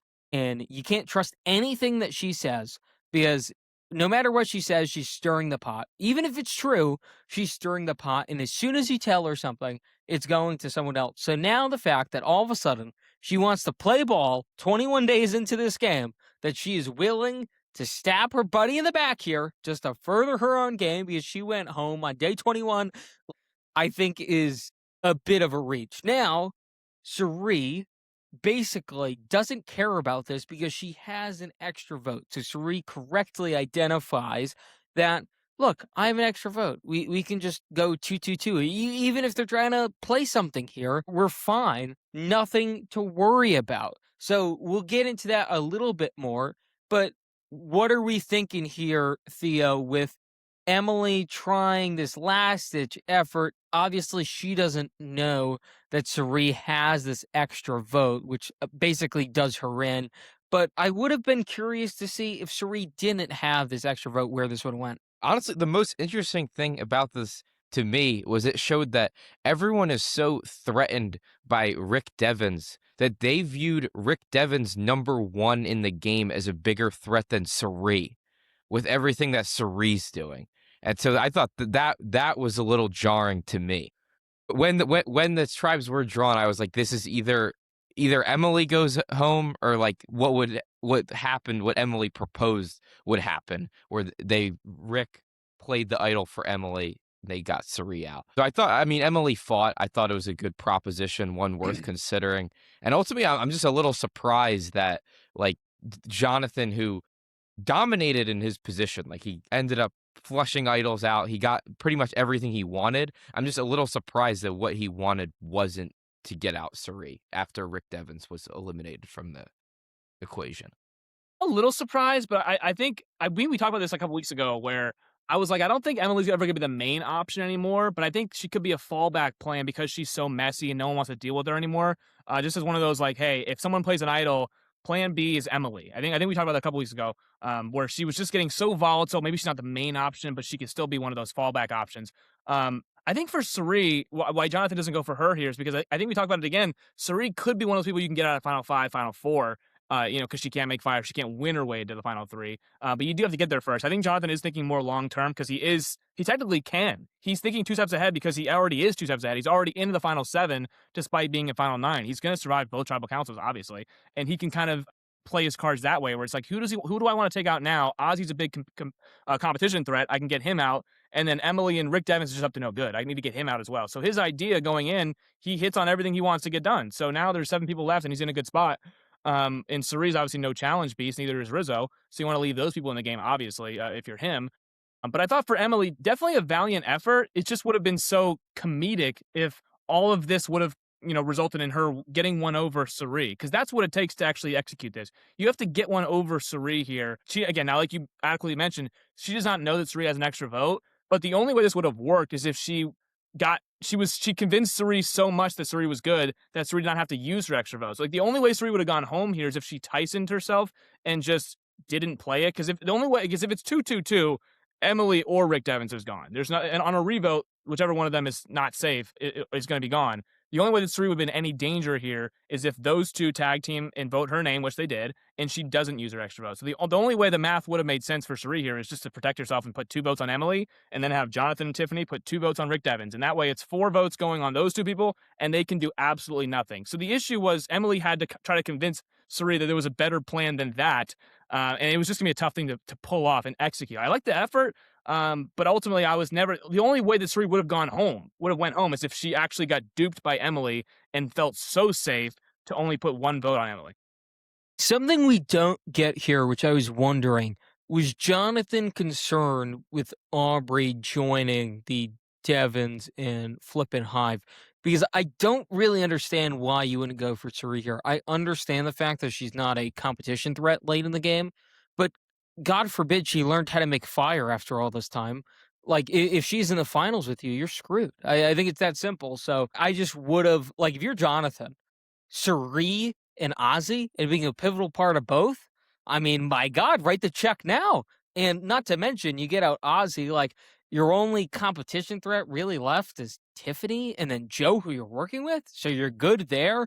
I wonder if he was that scared of Aubrey linking up with Devins and Flippin. We never got to hear him say that, but I have to think that had to be part of the calculus. Because of the last tribal council, where her and Devin simultaneously were kind of going at Stephanie, and I think at that Hmm. point Jonathan no longer could trust Aubrey. He knew that for this tribal council, there was no choice for Aubrey but to trust Jonathan because Aubrey was on the bottom. She had no one but him, and in that way, I think he was like, "Okay, hey, I'm going to trust Aubrey for this one because she has to trust me. We have to trust each other on this one. If we really want Ozzy out, it's a two-way thing here." So I think that one is, and knowing you can get a Devins or Emily out first and then bring Aubrey closer to you, I think was his plan, and obviously it was executed.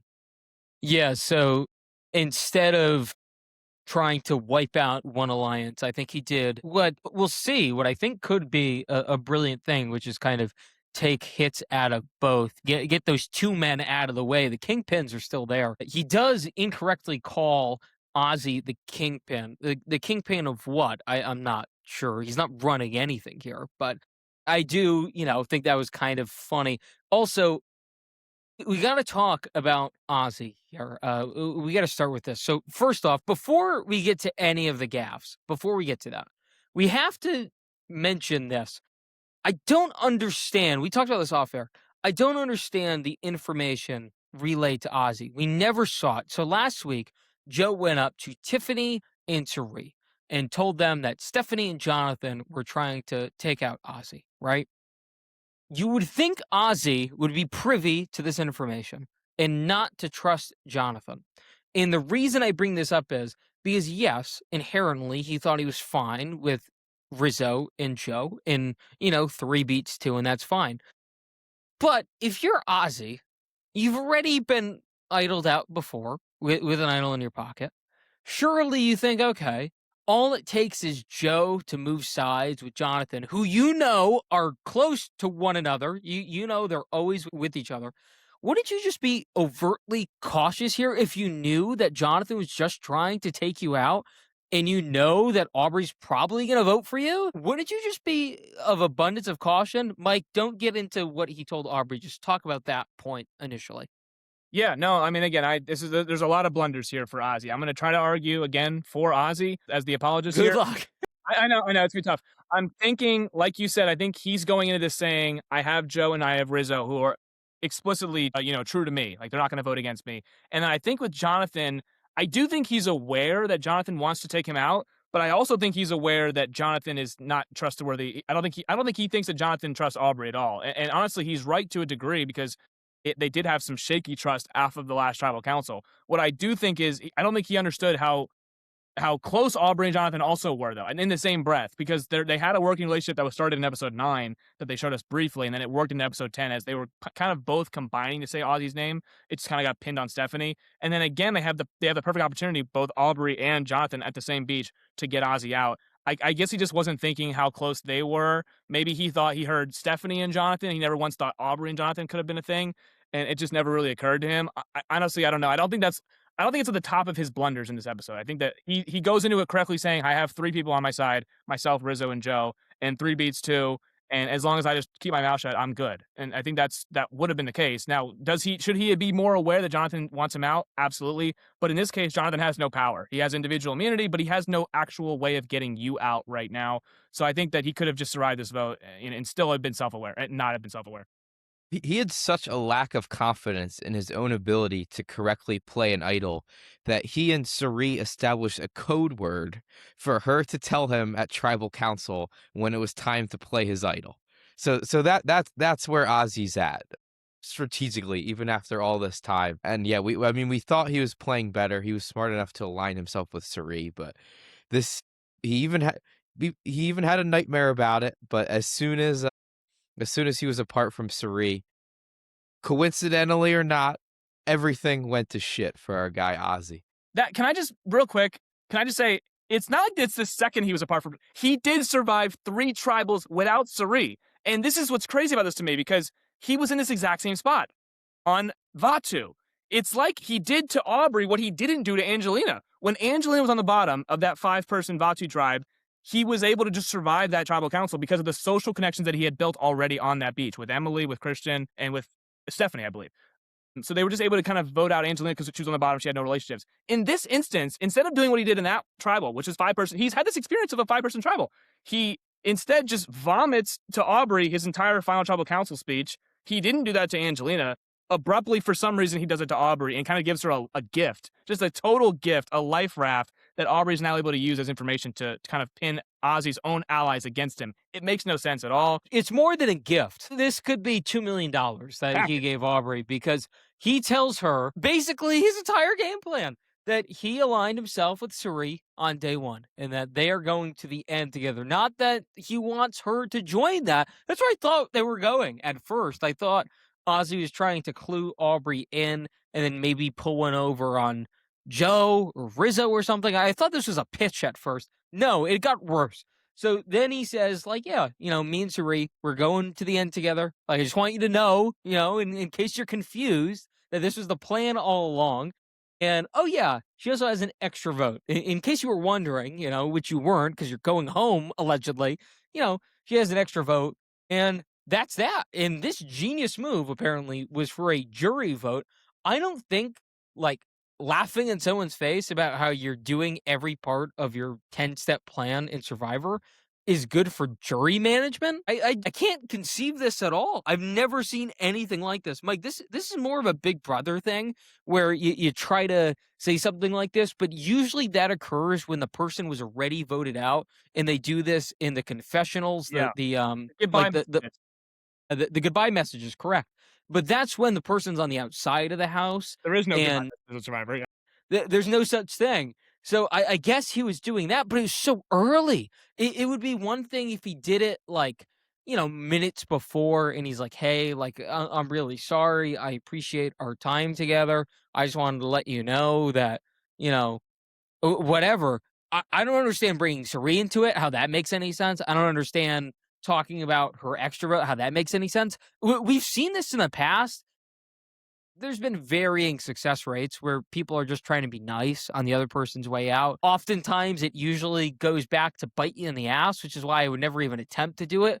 Most recently, I think of Andy, Sam, and Rachel, where basically Rachel is just crying, playing dead. Not actually, but, and Rachel's able to pull one over on them. We've seen this in the past. And again, it usually doesn't work out well, but this is 5 levels above that. They're just like, oh, we're sorry you're going. This is inexcusable. This was something that he should have told Aubrey at Final Tribal Council. This is something you save for that. Yes! He's unveiling his entire game, which, by the way, Ozzy is playing a phenomenal game. Actually, up to this point, Ozzy was playing maybe his complete game. He was playing a great social game. Nobody actually really knew how close he was to Suri, evidently. It's just total word vomit at this point. And again, it's very much like Andy, who tells Rachel, who was going home. She actually wasn't going home because she had an idol that she found in a sandwich. But she wasn't actually going home. But what she did do was she heard Andy's pitch to her as to why he's playing the best game, and she was like, you know what, I don't want you sitting in Final 3 because you're playing a pretty good game. Thanks for telling me how good you were playing this game, and she voted him out with her 1 vote, and idol's out of the game. For Ozzy, I think this is it's plain stupid. I'm sorry, it's just plain stupid. There's no reason to do it. You're in a good spot in the game. You honestly even got lucky in the rock draw because you got a Joe and a Rizzo with you. So you're in a better position than you even should be, and you have an idol. It's just total word vomit. It doesn't need to happen. And it really does prove that he didn't really learn much at all from the strategic sense. I thought he was outplaying and not outwitting. I thought he was outplaying and outlasting probably to the best that he's ever done in this game. But clearly, at this point in the game, he just completely word vomits. And it's clear that he needs Suri there with him, because even in the Suri tribals that he didn't have, while he did... Oh, we finally admitted it. We finally admitted that he needed Suri with him. It took long enough. It took an hour 24 into the 11th recap episode, something me and Theo have been saying for weeks. But it finally came out of your mouth. I don't even know if it was intentional. You said it. I said it because it took until day 20. Ozzy was doing good without Suri. He actually was. He survived. But we just knew this was going to happen. We knew it was too good to be true. I told you this the entire time. We just knew it was too good to be true. Totally fine. And I'm agreeing now. But it's not like Ozzy's... We talked about the Boston Celtics yesterday about how if anyone should be prepared to be playing with their best player, it's them. Bringing them up? No, I'm just saying. Ozzy went on to lose 3 straight tribal councils post losing Suri. At that point, I thought he was going to look like this and be like, Can we analyze that honestly for a second? You keep bringing that up. Let's call a spade here. He survives the first one because he went to Mike White's restaurant back in the day, or vice versa, excuse me. Mike White went to his restaurant back in the day, so he survives that one. He survives the second one. He's not even in the vote because Christian is so butthurt about a comment Mike White makes to him about how he doesn't want what happened in David vs. Goliath to repeat itself. And then by the third one, he just kind of is able to punk out Christian enough where Christian literally feels bad and Ozzy's name isn't really even a talking point midway through that day. And you give him a little credit for that, but he really only survived one of those on his own acclimate. I'm not going to do revisionist history. I think that in 2 of those 3 tribal councils, Ozzy's name was coming up, and yet Ozzy survived both of those tribal councils because of his social relationships that he... Because you worked at a restaurant. No, not even that. Okay, here's the thing. Mike White, totally fine, but he was not going to ever be voted out instead of Mike White. Like the actual one was Emily. He goes to Vatu, and at that point, for the first 2 episodes, Emily wants Ozzy out. He somehow is able to get social standing with Emily that he did not have when they hit that beach. That is absolutely true. Because Emily was butthurt about Christian not divulging the idol information. It had nothing to do with Ozzy's own game. That's what we're talking about. No, I am not gonna fall for that. I'm not gonna do it. Ozzy's social game. Ozzy's social... fall for it. I'm not going to, because Ozzy absolutely goes home during one of those 3 straight tribal councils. It's not Angelina, it's Ozzy. If his social game was not good, they would have voted out Ozzy in one of those 3 tribal councils. They absolutely would have. He was a different person this season. While the ending is horrific. He was. He absolutely goes home in a previous season if he was playing a previous game. He actually had a social game this season. I don't care how it ended. I will always die on the sword that Ozzy played a better social game this time, and if he didn't, he would have gone home the second Cirie left him. He was without Cirie. This is not his first time without Cirie playing. This is not his first time playing Survivor without Cirie, okay? He made it through 3 tribals without Cirie because of his social standing. Yes, Mike White went to a restaurant with him. That helps, okay? This is the pre-gaming. Everyone pre-games. He didn't pre-game with Mike White. He just happened to know Mike White. That's not Ozzy's... Well, we don't know if he... That's not Ozzy's fault. We'll assume not. That's fine, but that's not Ozzy's fault. I'm not going to blame Ozzy because I'm not going to give him no credit for surviving that vote because, Q goes home, okay? Q didn't know, but Ozzy was in a better spot than Q. Ozzy did not lose his vote. Ozzy outsmarted Q at that original journey, getting the extra vote, and Q had no vote. That's why Q had no value. That he did, yes. So I'm not going to... So in episode 1, he outplayed Q. In episode 4... while Emily is going haywire, still Ozzy's the one that everyone wants to work with, not Emily. So Ozzy's able to survive that as well. So I don't think that Ozzy was playing bad without Cirie until this very moment. So I'm not going to look back and rewrite how it looks now because of the exit. It's not like he was inept without Cirie. Now, today, he absolutely was inept without Cirie. And even in the one where she was at Exile Island, he was inept without Cirie. And he was like, man, I'm going to vote out Devins and Aubrey until Cirie came back and kind of shifted him in the right direction. But yeah, this is a tough look, but I'm still gonna, again, I'm an Ozzy apologist here. I'm not going to look back on the 3 straight Vatu tribal councils and not give Ozzy any credit. He absolutely punked Christian. He honestly outplayed Emily in that portion and outplayed Mike White and Angelina during that entire stretch. I'm not going to look back on it and judge Ozzy differently from that standpoint. It's the going to the person on the bottom of the tribe who seems like the easy vote out, and then basically talk shop to them under the guise of jury management is like one of the worst moves in Survivor history, like reoccurring moves that people have tried to do. So for that to happen on season 50 is just stunning. But let's Mike, you can try as much as you want. He was fine without Cirie, and then this episode, he was horrible. He was horrible. Before, you could say a little above average. He wasn't doing anything spectacular. That's what I'm pushing back against. He was better than he used to be. He blew up after he wasn't included in the vote. Yes, he was able to punk Christian a little bit, but those 2 prior eliminations, he really didn't have much say in. He just simply didn't. It's not how it went. So he was better than normal, better than past, but it wasn't exceptional. And then, yes, he had a good move, no doubt about it. He was able to punk Christian, and that prolonged his life in this game. But the second we get in a crucial situation, a playoff setting, without Cirie, he pees down his leg. He pees down it so hard. And by the way, we haven't even brought this up yet. That's all we saw. Who knows what he was actually saying? Because later we get Rizzo. Rizzo looks like a disappointed father when Ozzy goes out. He's like, you said too much. I felt like the Godfather. It was like, we had to put one in you because you just were talking too much to the enemy. Like, we had to do it. I'm so sorry. So I can only imagine what the entire monologue was. Again, that snippet was jarring enough. release the Ozzy tapes. I can only imagine what those sounded like. But Aubrey told Rizzo, like, pretty much everything verbatim that we heard Ozzy tell her. And, like, I don't understand this at first because I'm like, wait, Rizzo is working with Ozzy? So that's your first person you're going to?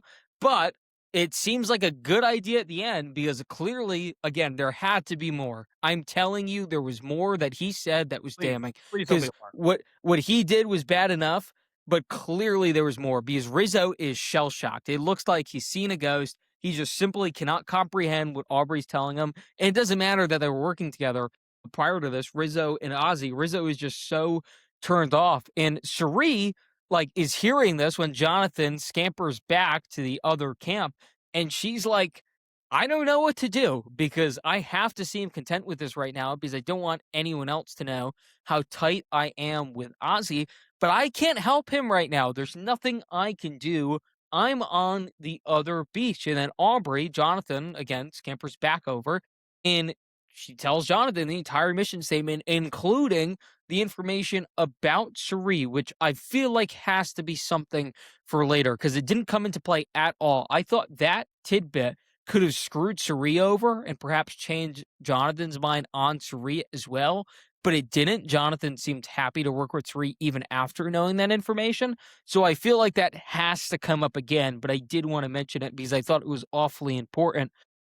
Joe comes into play here because Jonathan's trying to sell Joe. It feels like Joe's kind of the swing vote here in a way because I feel like if Joe is very adamantly against this, either A, he tells Ozzy and Ozzy plays the idol and it blows up that way, or B, Rizzo just votes with Joe, and then that way, even regardless if Ozzy plays the idol or not, they have the 3 votes again, and Aubrey goes home. But Joe is like, you know what? It's kind of late in the game.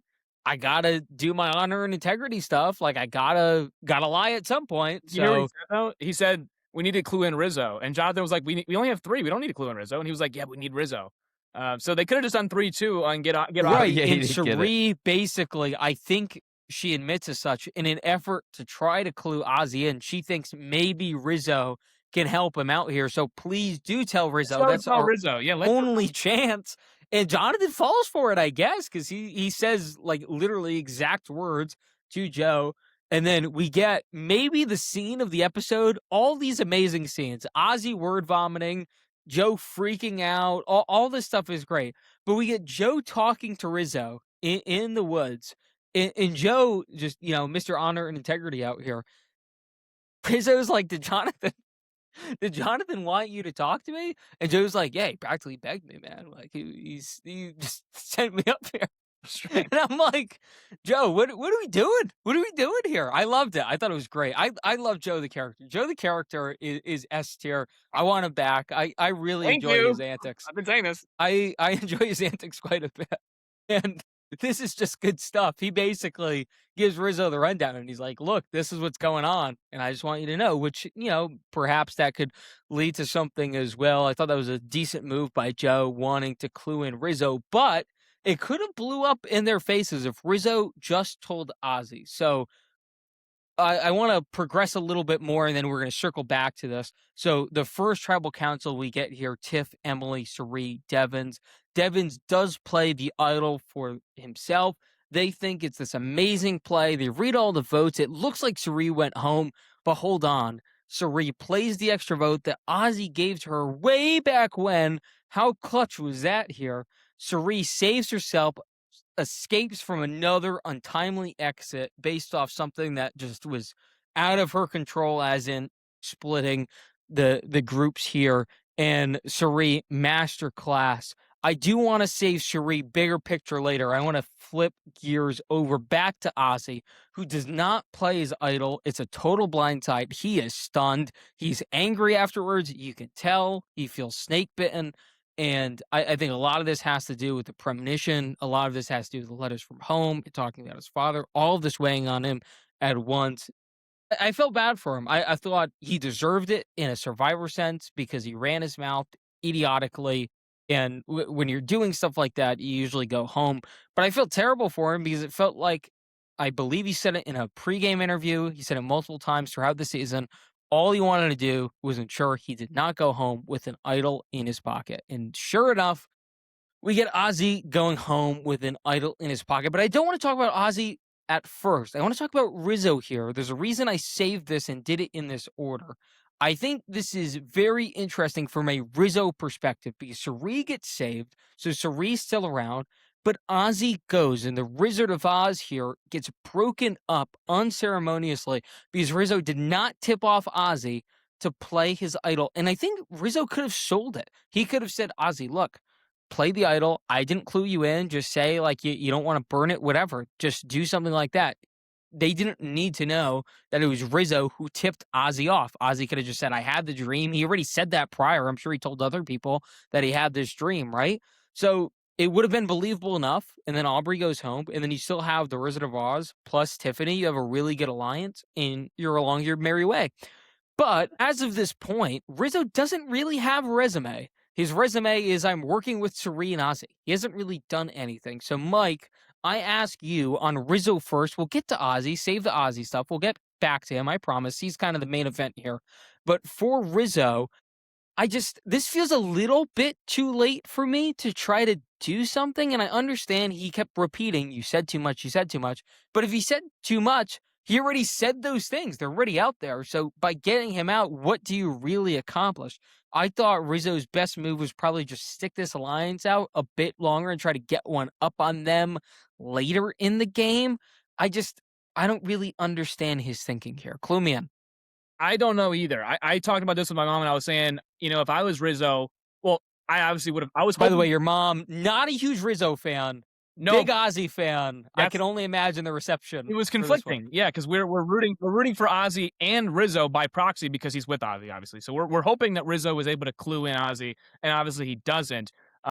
So while we're rooting for it, I honestly am not surprised that he didn't, and I'm not like second guessing whether he should have or shouldn't, because I do think Ozzy at that point had said too much, and the bridge was kind of burned. I think it's a good point that at that point, if he's already burned that bridge, then just keep him in the game. But I honestly, at this point, I'm wondering if he just felt like Ozzy was someone he can afford to lose. Like he can actually just afford to lose him as an ally, which is maybe why he didn't clue him in. And then honestly, on the contrary, maybe he's good with Aubrey. That's all I can come up with, because if it was somebody else that I think Rizzo really wanted to get out, I think he would have just stuck with and got him out, because I don't think he actually wanted Ozzy out. That was one of those things. It's Ozzy's undoing. Ozzy's downfall is completely Ozzy's undoing. It's not like Rizzo had anything to do with him going home necessarily. He could have saved him, but he could not have. He wasn't the reason he went home. But I think with Rizzo, maybe if you clue Ozzy in, that would tell me that he just really wanted Aubrey out. And maybe at that point, maybe Aubrey and Rizzo have something that I don't know. But at this point, it's TBD. Like, I want to see how Rizzo's able to explain this to Suri. Is he just going to tell Suri, hey, Ozzy told everybody everything. He told Aubrey, who's on the bottom, that he was with you and Suri and my. It just got too bad, and he had to let Ozzy go despite having the idol. I just think now it makes Rizzo look like an even bigger. Like, Rizzo's the only one with an idol left now. I know he doesn't know that Rick Devens played his, but still, like, I just feel like now, again, we can revision his history. We can Monday morning quarterback it. I think I don't have an issue with him not telling Ozzy, despite I wanted him to tell Ozzy. I just think it's going to be one of those things where he has to now explain himself, and I don't know what he's going to do going forward. Knowing that Emily's gone, Rick Devens still in the game, Cerise's still in the game, but without her, number one, like, I don't know where he goes now next. Is it going to be one of those things where him and Joe are able to kind of play the middle and kind of go which way and pick which way they want to go, depending on the tribal council? That's what I'm interested to see, but I'm not shocked that he did not clue Ozzy in. I think it would have been an interesting move if he did. Like, if he did clue Ozzy in, similar to what Dee did in her season 45 with Julie. Everyone was on board with blindsiding Julie because she had an idol and it was a public idol. And Dee, right before tribal council, goes against Austin and tells Julie, hey, you're going home. Play the idol. And she does, and she idols out Emily, famously on day 21. So it's just like, he could have done that. And by the way, Dee won her season. Maybe Rizzo's move at the end would have been like, hey, I saved Ozzy's ass at this tribal council. Maybe that could have worked, but again, Jeremy and Spencer had the same situation in Cambodia. Spencer kind of gave the olive branch out to Jeremy, his number one ally, and Jeremy ended up steamrolling. I don't know. Maybe Rizzo couldn't win the game no matter what. Maybe he's a 0-vote finalist no matter what. But it depends on whether he actually could have afforded losing Ozzy as an ally, and that maybe was his decision at the end.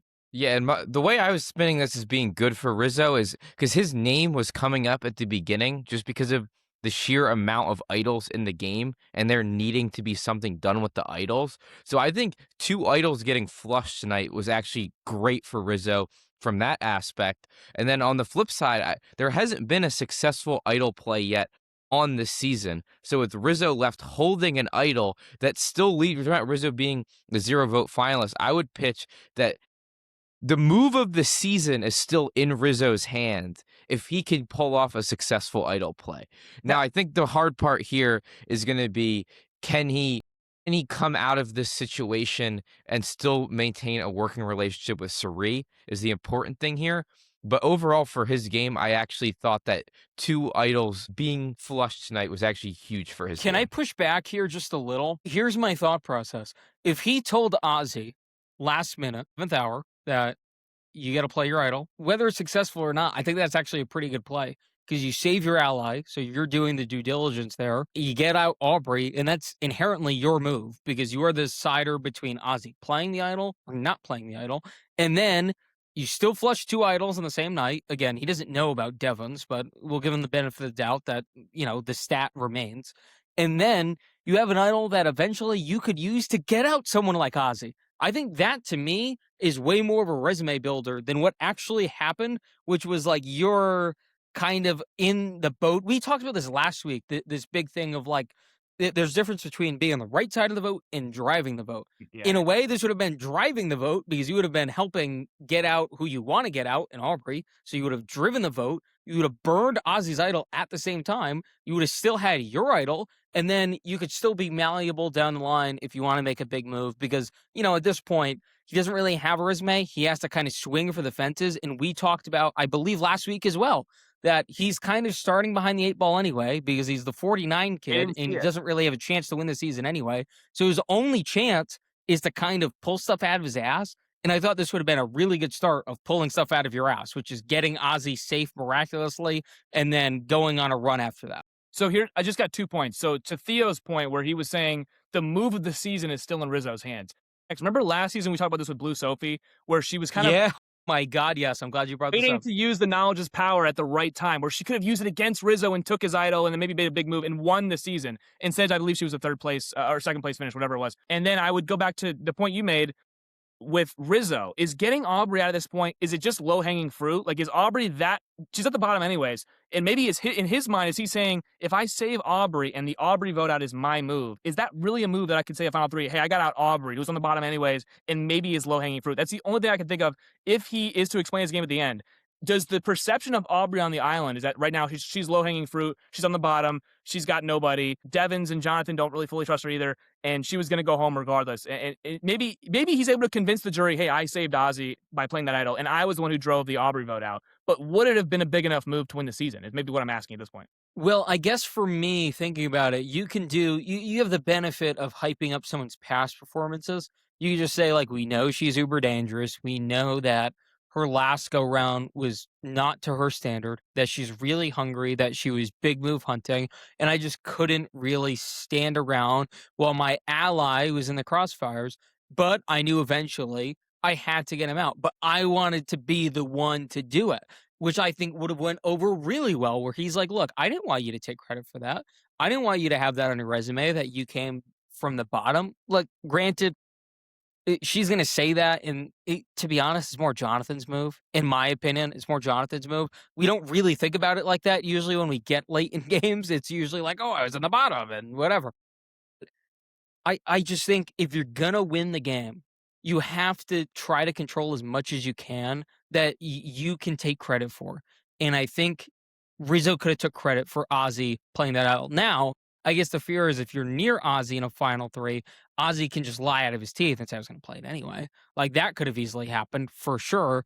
But again, his only path to winning this season is sticking with Ozzy Suri and then getting him out and then explaining that, like, it was this master plan he had that he needed to link up with the greats of the game. That's why he linked up with Colby immediately. That's why he eventually gravitated towards Suri and Ozzy. And then at some point, he realized, I got to turn it on. I got to be the force to get these people out. And that's how I want Aubrey. You can mention as well as like a former like strategic mastermind So I think like is a narrative there. You just have to be creative with it. And I think sometimes we get caught up in, how many votes are you right in? How many immunity necklaces do you win? I guess that one's not as important anymore. But regardless, so we have these kind of check boxes that, Survivor Twitter told us were important. And I guess we've kind of again leaked that into the game, and we're kind of not thinking big picture on how there's other avenues to win this game. So I want to throw a hypothetical your way then, because I love hypotheticals, as you guys know. So if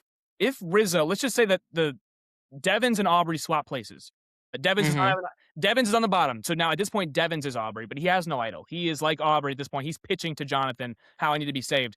Do you think Rizzo ultimately, because Devin's such a huge threat at this point in the game and Aubrey is more low hanging fruit, does he actually tip Ozzy off to save him? And because then they get Devins out, and it's Devins, Joe, Ozzy. Obviously, I think that Joe would have been more. Mike, can I ask a question? Does Devins do the Mr. Beast thing and just not have an idol, or does that not exist? No, so Because I think that's important. right, in my hypothetical, Devins is only safe for last week's tribal council. So right now he has no idol. He is just in Aubrey's position right now. So he has to be able to sway Joe. Yes, he gets him out because it's such a brazen move. If the Mr. Beast thing didn't exist, he didn't have an idol, and none of that happened. Rizzo gets Devins out, is what you're saying. Yes, I don't know. If the Mr. Beast thing does not happen, I mean, Devins does not have an idol, I don't know, because at that point, Devins is kind of also low hanging fruit because Right, but yes, he's huge chaotic, but he threat. hasn't really done anything big.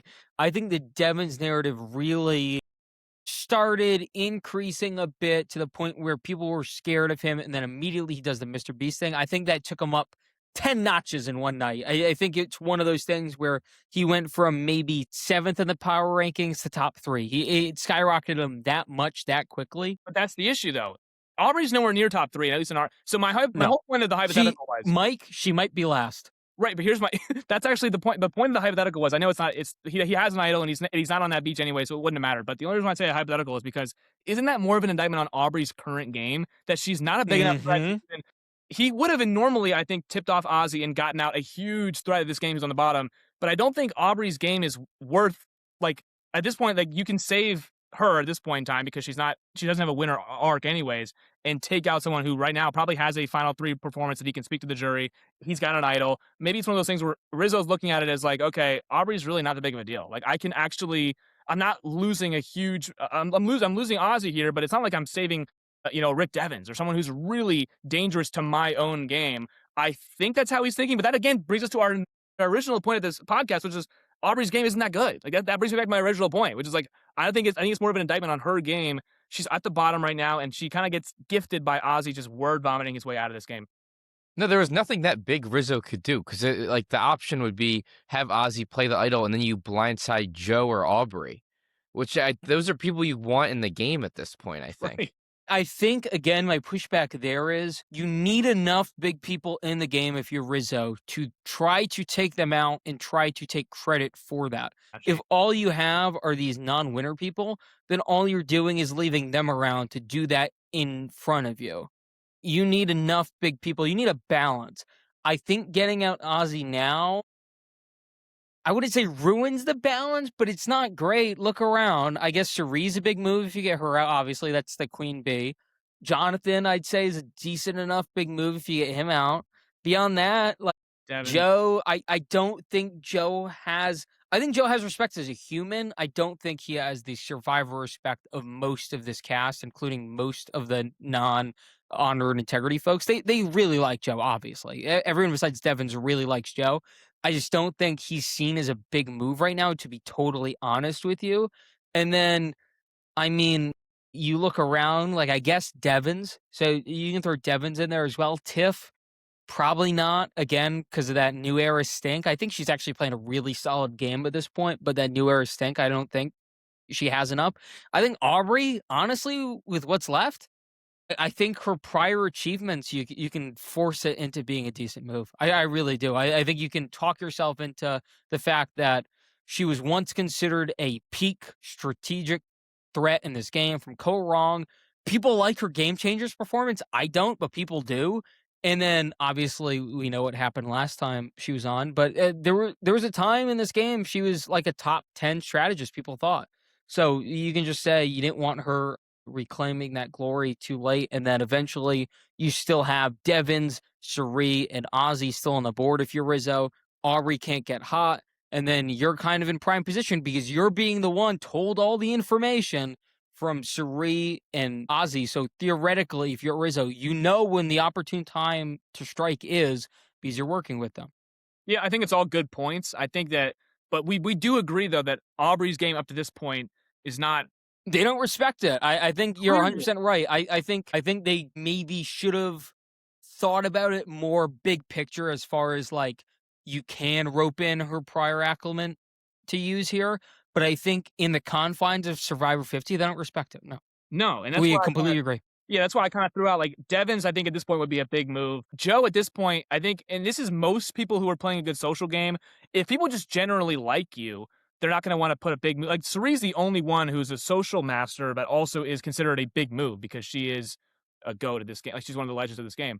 But for just like the general, like Michelle and Winners at War, great social game. But at no point at Winners at War was she a big threat of all the winners. I know all the winners are big threats, but of the threat levels, they're like Joe's threat level is not that high. It's just not. People like him. He's got. I mean, Mike, they didn't respect her to the point where on the season they were like, "Oh, we kind of respect you now." Like Yeah, that's their thought of her heading in. Like you're right. right. Like they're obviously threats to an extent, but let's just like she wasn't. Not to them, not to Just to the them. OGs anyway. Eventually, I think she kind of earned them. Like she earned their trust over time as far as like being in their fraternity.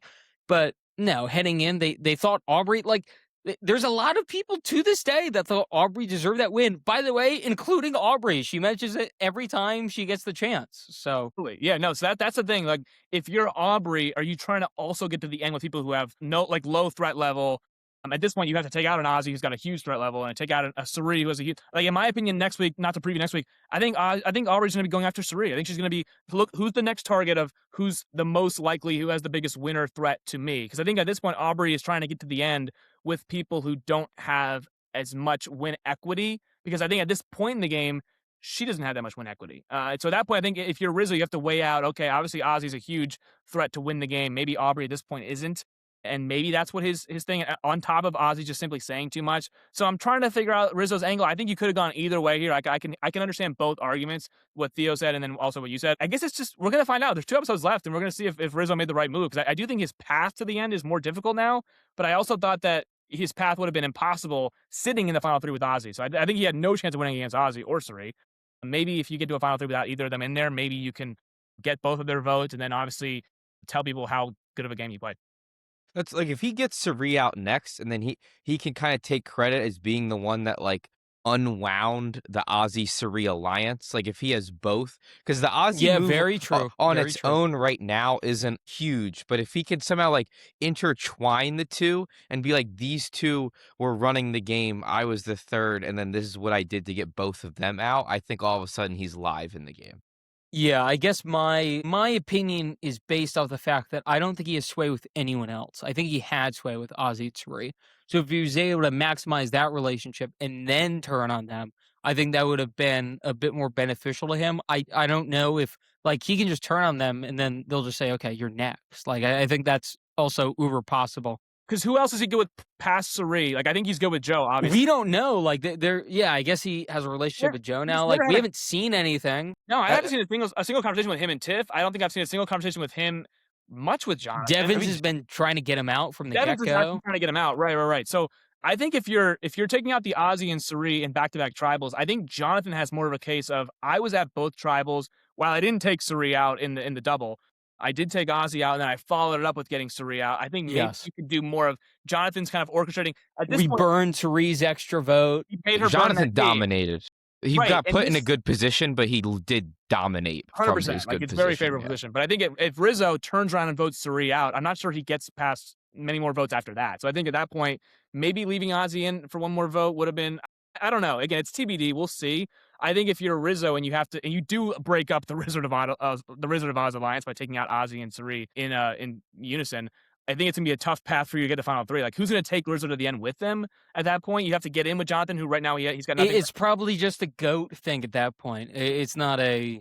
I do think he's good with Joe, and I do think that a lot of people are good with Joe. Joe was very begrudging to pass information on to him today, though. Yeah, that's true. That is true. But he needed it wasn't like when Jonathan brought up the let's get Ozzy out, it wasn't like Joe was so quick to just leave Rizzo in the dust. Like I do think he genuinely wanted Rizzo. It was a deleted scene, but they had an interesting scene in the merge when everyone was on the beach. They didn't show it, but I do think Rizzo and Joe are pretty tight. I'm just knowing Rizzo's past and then knowing Joe's past. So I do think that I think that Joe respects Rizzo's vote, but I'm with you. I don't think he necessarily I don't think he's as locked in with him as he maybe is with Tiff. Honestly, I think Joe and Tiff are obviously like that, and I think obviously Joe and Sari are close, but at this point, even Joe, same with Rizzo. Even Joe had to cut Ozzy loose, and I don't think he really wanted to going into the episode. Obviously, he wanted Devins out. By the way, I promise I'd circle back to both these things. We'll start with Sari. We're not going to spread the floor here. It's as simple as this is straightforward. She did what she had to. Some people wouldn't be as wise to do what she did, but it was straightforward. She had a plan. She had to execute it, and she did. She's been burned too many times. She understood the situation flawlessly. And for that, another feather in Sari's Don't cap. take She's no chances. dominated this season, point blank period, to the point where she's dominated so much, I'm actually worried for her at this point. And I said it a few weeks ago, I thought she should have got Jonathan out because I thought, we're going to get to a point where if Ozzy were to go home, Jonathan's lingering around and he's playing strategically. They work together here, but I think Jonathan coming for is imminent in the fact that he doesn't really have much competition in these challenges. It's either Joe, who he's working with, or Tiffany. I think that's concerning. Well, here's another, not to spend too much time on it, but another hypothetical is, had she got out Jonathan instead of Stephanie, and had she gone out Aubrey and Devins instead of Coach and Chrissy, you would have had Devins is out of the game. There's no Mr. Beast that happens with him, at least. Aubrey's out of the game in one fall swoop. Stephanie's still in the game, who you've always outschooled at this point in time. Coach and Chrissy are there. So it's funny, you can kind of go back and be like, if you play it out differently, because I think that Aubrey and Devins were in trouble until Sari got back from that Exile Island journey and kind of swayed it to Coach and Chrissy. Same thing last week. I think that Jonathan could have easily been in trouble, but Sari had her eyes dead set on Stephanie. Yeah, Mike, Ozzy literally made the comment. He's like, oh, I was going to do that. But since Sari came back, she saved it all. Exactly right. So Sari is absolutely handpicking who is the final seven, and I'm interested to see if it works. Like, if she was to replay it, would she have done anything differently to set herself up to the end? I hope she gets the final three, but I am, like you said, I'm also, like you, worried that maybe she left one too many wrong people in the game. Like, Jonathan's still here. She could have got Jonathan out. Devins is still here.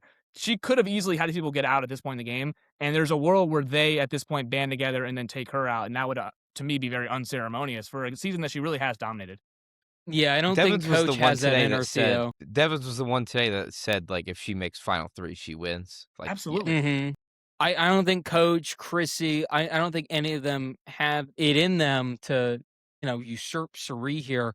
I think leaving Jonathan was a miscalculation. I said it last week. I think it bear true today, and I think it will in the future. I agree. And, even Aubrey to an extent, because you could have got, again, a package deal with Aubrey and Devins, and both of those people feed off chaos. If they were out of the picture, then less of the antics would have ensued. I thought it was a miscalculation, but perhaps her biggest miscalculation was not drawing the same rock as Ozzy here, who obviously, unfortunately, went home. Mike, I'm going to give you 2 minutes here. I just want to do the eulogy of Ozzy real fast. He comes in his first season. He is a 1 vote short finalist. He has an amazing run, comes down to him and Yule. Basically, the way I've always interpreted it, they gave it to Yule because he was a little bit wiser, a little bit older. He did run this season a bit more, but Ozzy played the perfect OG Survivor game. He did that really well. But Yule just, a little more respectful. I think people liked that more. And he obviously controlled everything. He was incredibly dominant. Second time, he starts out really, really hot, attaches himself with some fan favorites, but gets a little bit too cocky. He gets a little bit too cocky with Amanda, gets a little bit too cocky with Parvati, and Sari puts in motion, we're going to get him out with an idol in his pocket. And sure enough, that's exactly what happens. There was a path for Ozzy in that season. If he was able to play his idol and eventually get Parvati out, I think there's a legit path, but Parvati was kind of, she knew. Yeah. Black Widow, if you will. She was kind of spinning her web, but he didn't necessarily see it. And all three of them, the brigade, got him out. So that was it for him. In South Pacific, he's basically one challenge away from winning the show, most people think. I like that's been a long-standing narrative. I think if you go back, I don't think it's that cut and dry, but I do think he's probably the decent sized favorite heading Because of into who the the end. jury is, the whole jury is basically his own tribe mates that he went and fell on a sword for. So I think it probably is him, but Yes. 100%. Whereas Coach, it was a little different Like, game for him. So there's that. Then we get him back in Game Changers. It's his worst performance by far here. He's just never really in the game. He's I'm not going to say washed physically. I think he actually was better physically here than he was on Game Changers. So there was just something weird about him there. I don't know. It could have been a difficult point in his life. I've never really heard him talk about it. It was just one of those seasons where you're like, Ozzy, at that point, for me, I kinda knew what I was getting with him, but we didn't even get that. We didn't get the parts of Ozzy I did enjoy. He was just kind of a shell of himself. He never got out of the blocks in that season. He's never really able to align himself with anyone. Initially, it looks like him and Sari are gonna team up, and they don't, and he goes out kind of unceremoniously, like no one really cares about Ozzy's showing there. And then here on Survivor 50, he's playing a great game. We can critique it all we want, but he was playing a great game. And I think, was he that much different? I think to a point, yeah, he was that much different. Now, was it as effective as perhaps it would have been if Sari wrote it out a bit earlier? I'm not too sure. I think Sari had a massive impact on Ozzy's performance here. I think that goes without saying. But I do have to highlight that Ozzy, the person, grew up quite a bit in front of our eyes here and he became a more well-rounded Survivor player. I think Sari opened his eyes to strategy, being at the forefront of the modern game, and that you don't have to be the provider. That's not super important. Even his last showing, Game Changers, he was still trying to catch fish and be the hunter-gatherer. She said, no, you don't have to do that. And he finally locked in all the main facets of Survivor and how modern winners are looked at, and he played a pretty good game. Ozzy's gonna have a weird legacy. It's just as simple as that. He's on the precipice of 2 wins. He's 1 vote short, he's 1 challenge short, and then his other 3 seasons, he has massive gaffes. I think even in those winning seasons, he has some pretty severe miscalculations on why he loses them. This feels like a guy to me in sports, if we were looking at it, like a big what if. Like, he is so close to being like one of the all-time greats from a gameplay standpoint, like everything Survivor has. He's an all-time character, but I don't think he's going to come to mind for a lot of people as far as like the best to actually ever play, even though if 1 or 2 things go differently, he's unequivocally in that conversation. There's no doubt about it. So, Mike, I'm going to give you 2 minutes here. I'm looking at the clock. 2 uninterrupted minutes. Say everything on your mind. This is your guy. Just have at it. Yeah, I love Ozzy. I think that you hit it. You hit it on the nail. Say what you want about Ozzy as a player. He's a vote away from winning Cook Islands. I think if he plays that idol correctly and saves himself on Micronesia, he possibly wins that season as well. I think at that point it was him and Parvati as the favorites. South Pacific, he's 1 puzzle challenge away from winning that season. So he is super, super close. So yeah, say we want as a player about Ozzy, but he is so many like what ifs away from, and that's without him even doing anything from the outwit portion. I think in this season, finally he was able to not only outplay but also outlast. His social game was the best I've seen in 5 versions of Ozzy.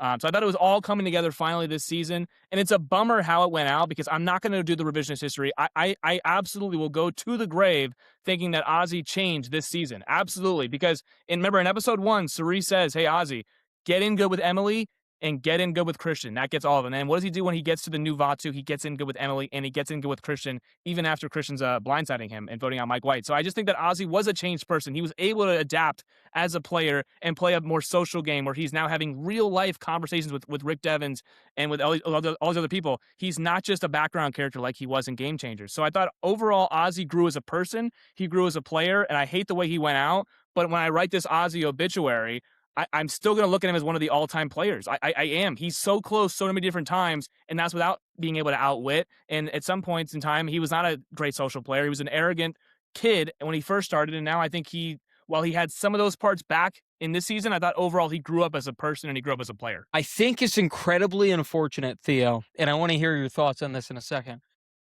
If he just played the idol here, even if he's the next vote out, as long as he plays the idol here and he gets voted out kind of ceremoniously. Like, they're like, okay, it's his time. He's playing too well. It's actually almost a credit to him. He's doing so fantastic. They have to get him out at this point. I think we would look at him as a Mount Rushmore of the never winners. I think he'd propel to that because then at that point, he'd be a one vote short of winning. He'd be a one puzzle short of winning. And then he would have completely changed his entire game and made a very deep run in 50, playing completely different than he had. Now, I think it's going to be a little tainted. I think we'll look at it a bit differently.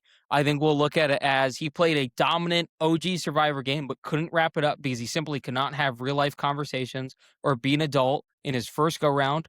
His second go round, he goes out with an idol in his pocket. His third goes round, he trusts Coach of all people. He trusts Coach to have his best interests in mind. His fourth go round, he never gets out of the blocks ever. It never happens. And then here, the fifth time, he just goes back to his old ways. As much as he changes, he still defaults to who he is.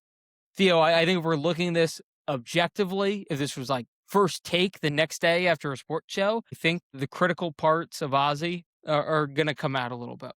You would so much expect this to go the other way. Like when he gets an idol and he's gone home with one in his pocket in the past, and he's talked about how all he wants this season is to not go home with an idol in the pocket. You would think, okay, he's going to misplay his idol. Like he's going to play it too early. He's going to be paranoid. He's going to screw up.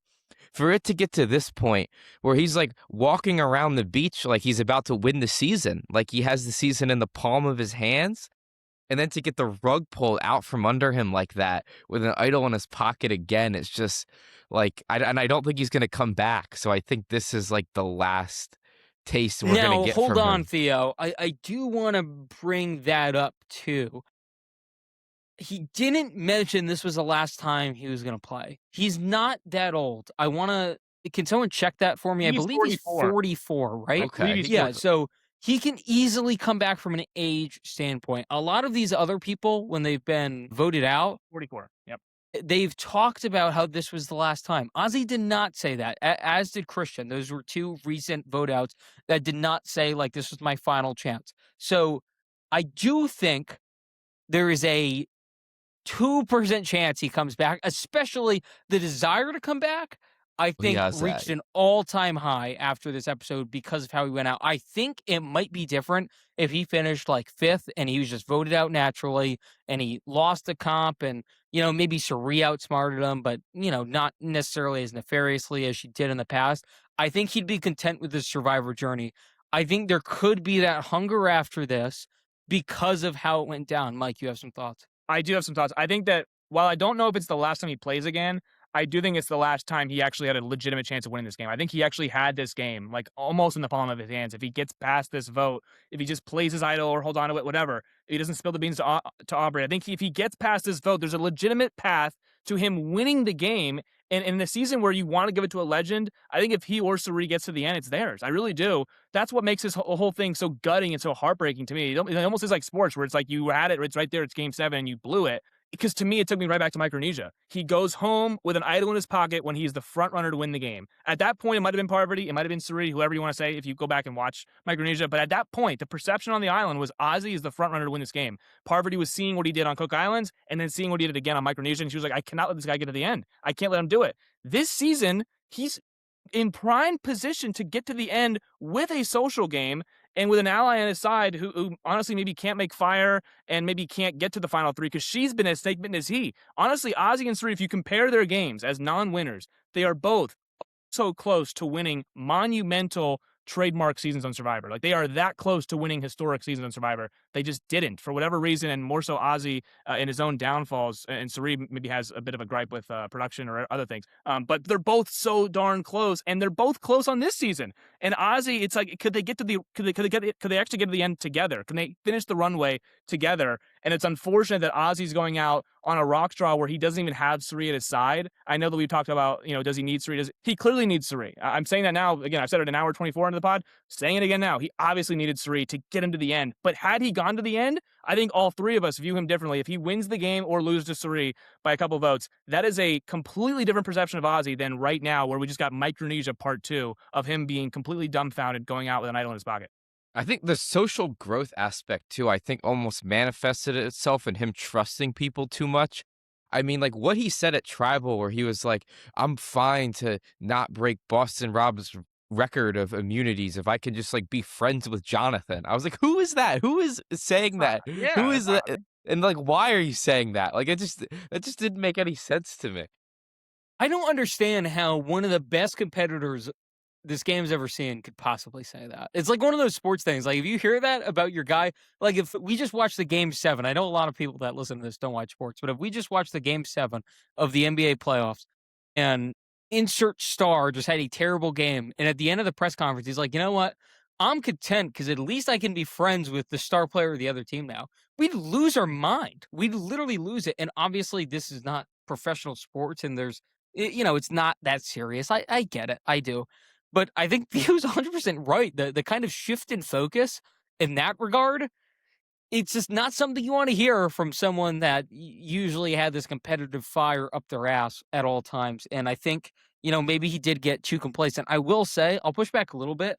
He didn't necessarily have the game in the palm of his hands because his name was coming up a bit too much for me. But again, I can't talk out of both sides of my mouth. That does mean he was playing a good game because people wanted him out.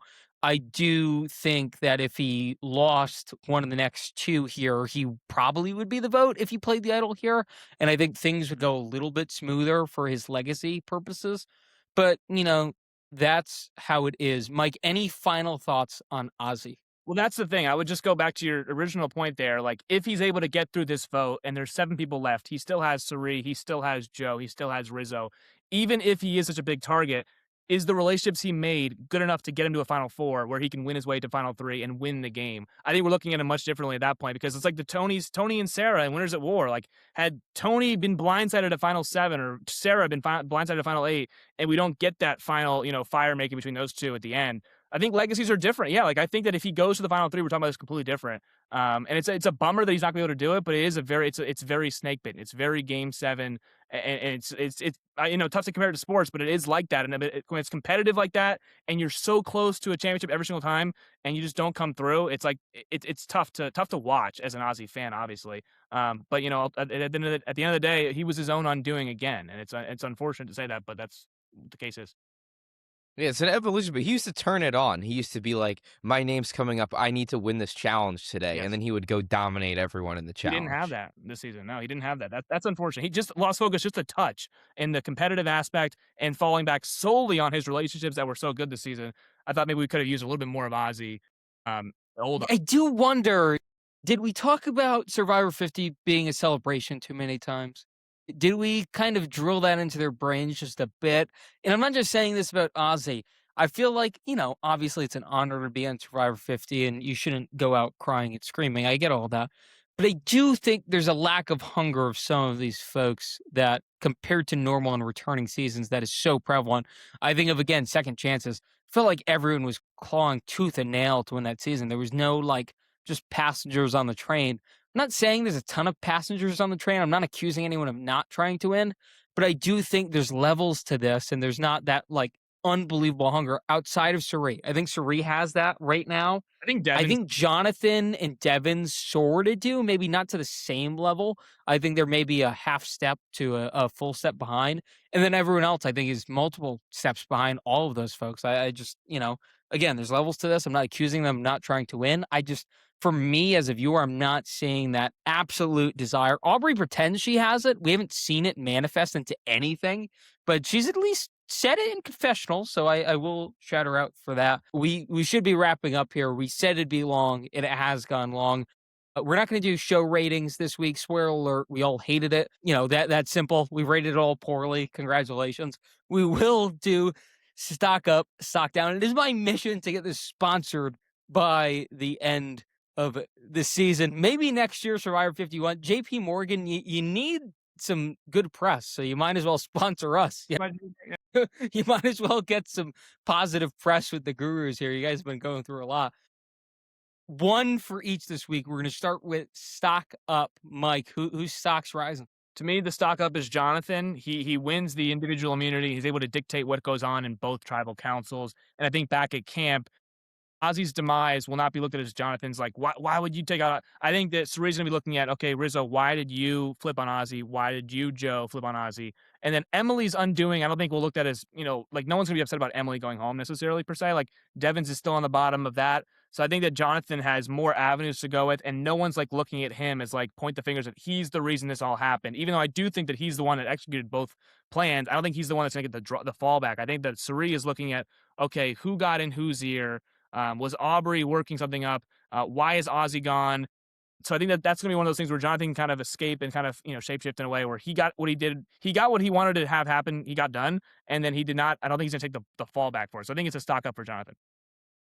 Yeah, he's a clear winner of this episode was Jonathan. I mean, to win individual immunity, to add that to your resume, and then to kind of dominate both beaches and get the result that he wanted while flushing a bunch of major advantages in the game. Clear winner. I mean, I imagine they're gonna come for him at some point, but I feel like we keep getting more episodes where he's like making more good moves, increasing his threat level, and then he either is able to stay safe or just somehow like they decide to keep him in to the next episode. So yeah, stock up for him again. Yeah, we'll do a clean sweep here. Man, did he back into this. I mean, this is an all-time back-end job between the challenge going his way and then the unbelievable power that he got. But he did maximize it. We talk about maximizing your opportunities. There's no doubt about it. Was it a little wacky? Sure. But he made the most of his opportunity. Stock down, Mike. Take us away.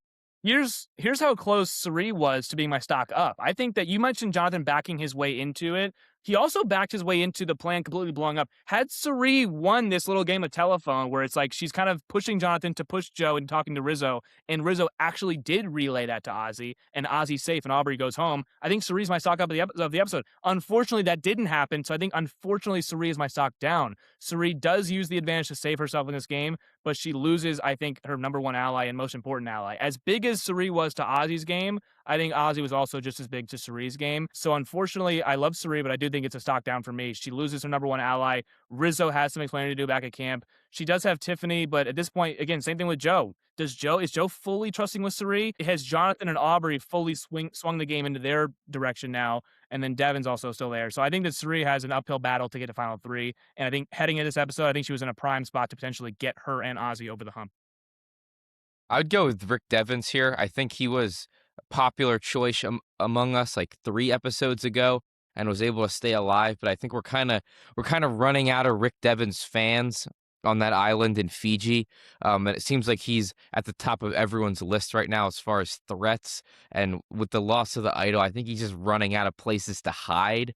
I would imagine he's the next boot unless he's able to pull off some type of a miracle, but he definitely stocked down heading into next week. I have 2. Both are kind of sarcastic. One is Aubrey. When's the move, girl? When's the move? When's it going to happen? We're running out of time. We have 2 episodes left. There's only 7 people left. You haven't done anything. And if you're trying to take credit for what just transpired, you're insane. That was an Ozzy blowing up, not a Aubrey saves the day. Like, we have to just call a spade a spade.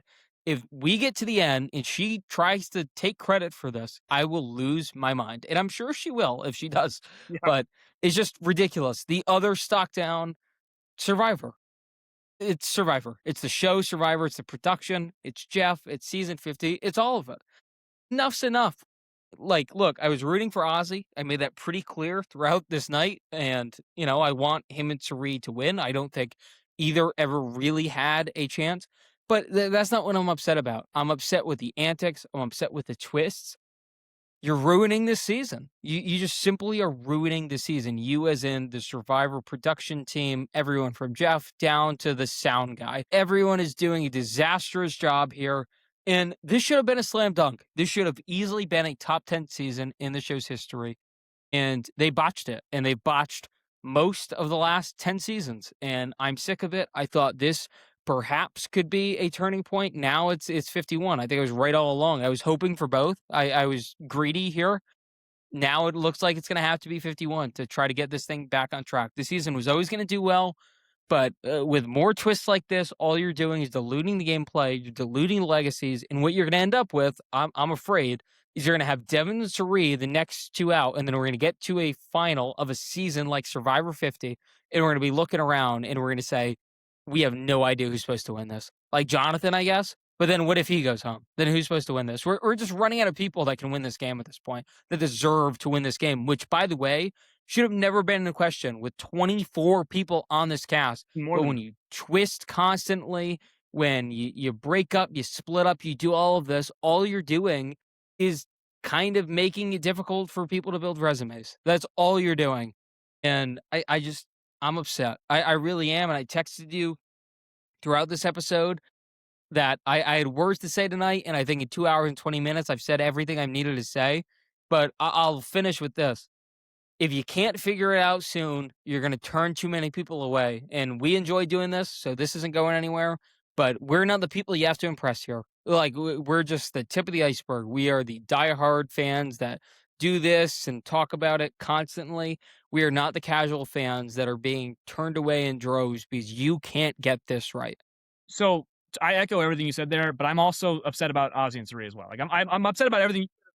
But I honestly, we talked about it remember in our draft, I said, I don't think Ozzy or Suri can win because I think they're just simply too big of threats. And to now get to we are 3 episodes left, now only 2 episodes left. And I went into tonight with an actual belief that Ozzy or Suri can get it done. That I was wrong in our draft episode where I said they have no chance. They're just too big of threats. They are actually so close to now. I felt like I got the rug pulled underneath me. So to wrap it up, I'm upset about everything you already just said. But I'm also upset that we got this close, and we genuinely might not be able to we might not be able to land the plane here. Like we might not be able to land it. Like I want a Winners at War. I think did land with Tony winning. With this one, I don't know how we're gonna land, and I'm worried that we're not gonna land it properly because I thought that we were so close to having a flagship season ending in a legendary player winning it. And again, there's 7 people left. We got Rizzo, Tiffany, and Joe. I don't know that there's much win equity with any of those 3 people. And then I see Devins. I don't know if there's a path to Final 3 with Devins. As Theo already outlined, everyone wants Devins out of this game. So then you're looking at Aubrey and Jonathan, and Suri, obviously, is the one I'm hoping for at this point, which I've been hoping for the entire time. But I'm like you. I'm upset because of all that, and I'm upset because I feel like they just pulled the rug underneath me. And I don't love how these last 2 episodes may go. Theo, any final words this week? No, you guys have we've been talking for a long time. I echo everything we've said. I mean, if Suri can win the season, we can all act like this was a great success. But otherwise, if this was just a vehicle for a Suri win, we'll deal with it. Totally, I'll deal with the Blood Moon. I'll deal with Jimmy Fallon. I'll deal with Mr. Beast. I don't care if it's Suri wins the season. I'll put up with all of it. If not, I'm gonna be upset. Yeah, I guess I'll second that. Like, if this leads to a Suri win, I'll forget.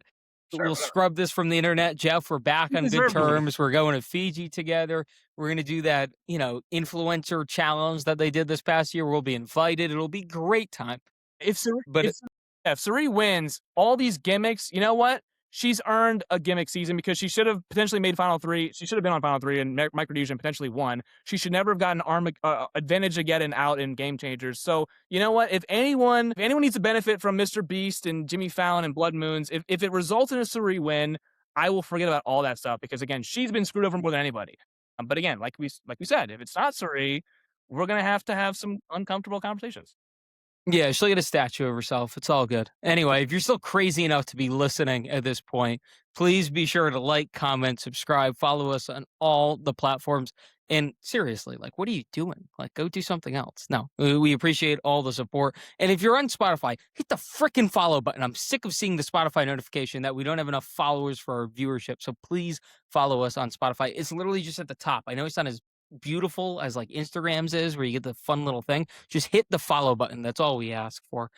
Anyway, for Theo, for Mike, I am X. We are the Gurus. We have 2 episodes left on Survivor 50. We have plenty of stuff on the channel coming up in the near future, media-wise, sports-wise. Be sure to look out for all of that. We are the Gurus, though, and we will see you next time. Peace.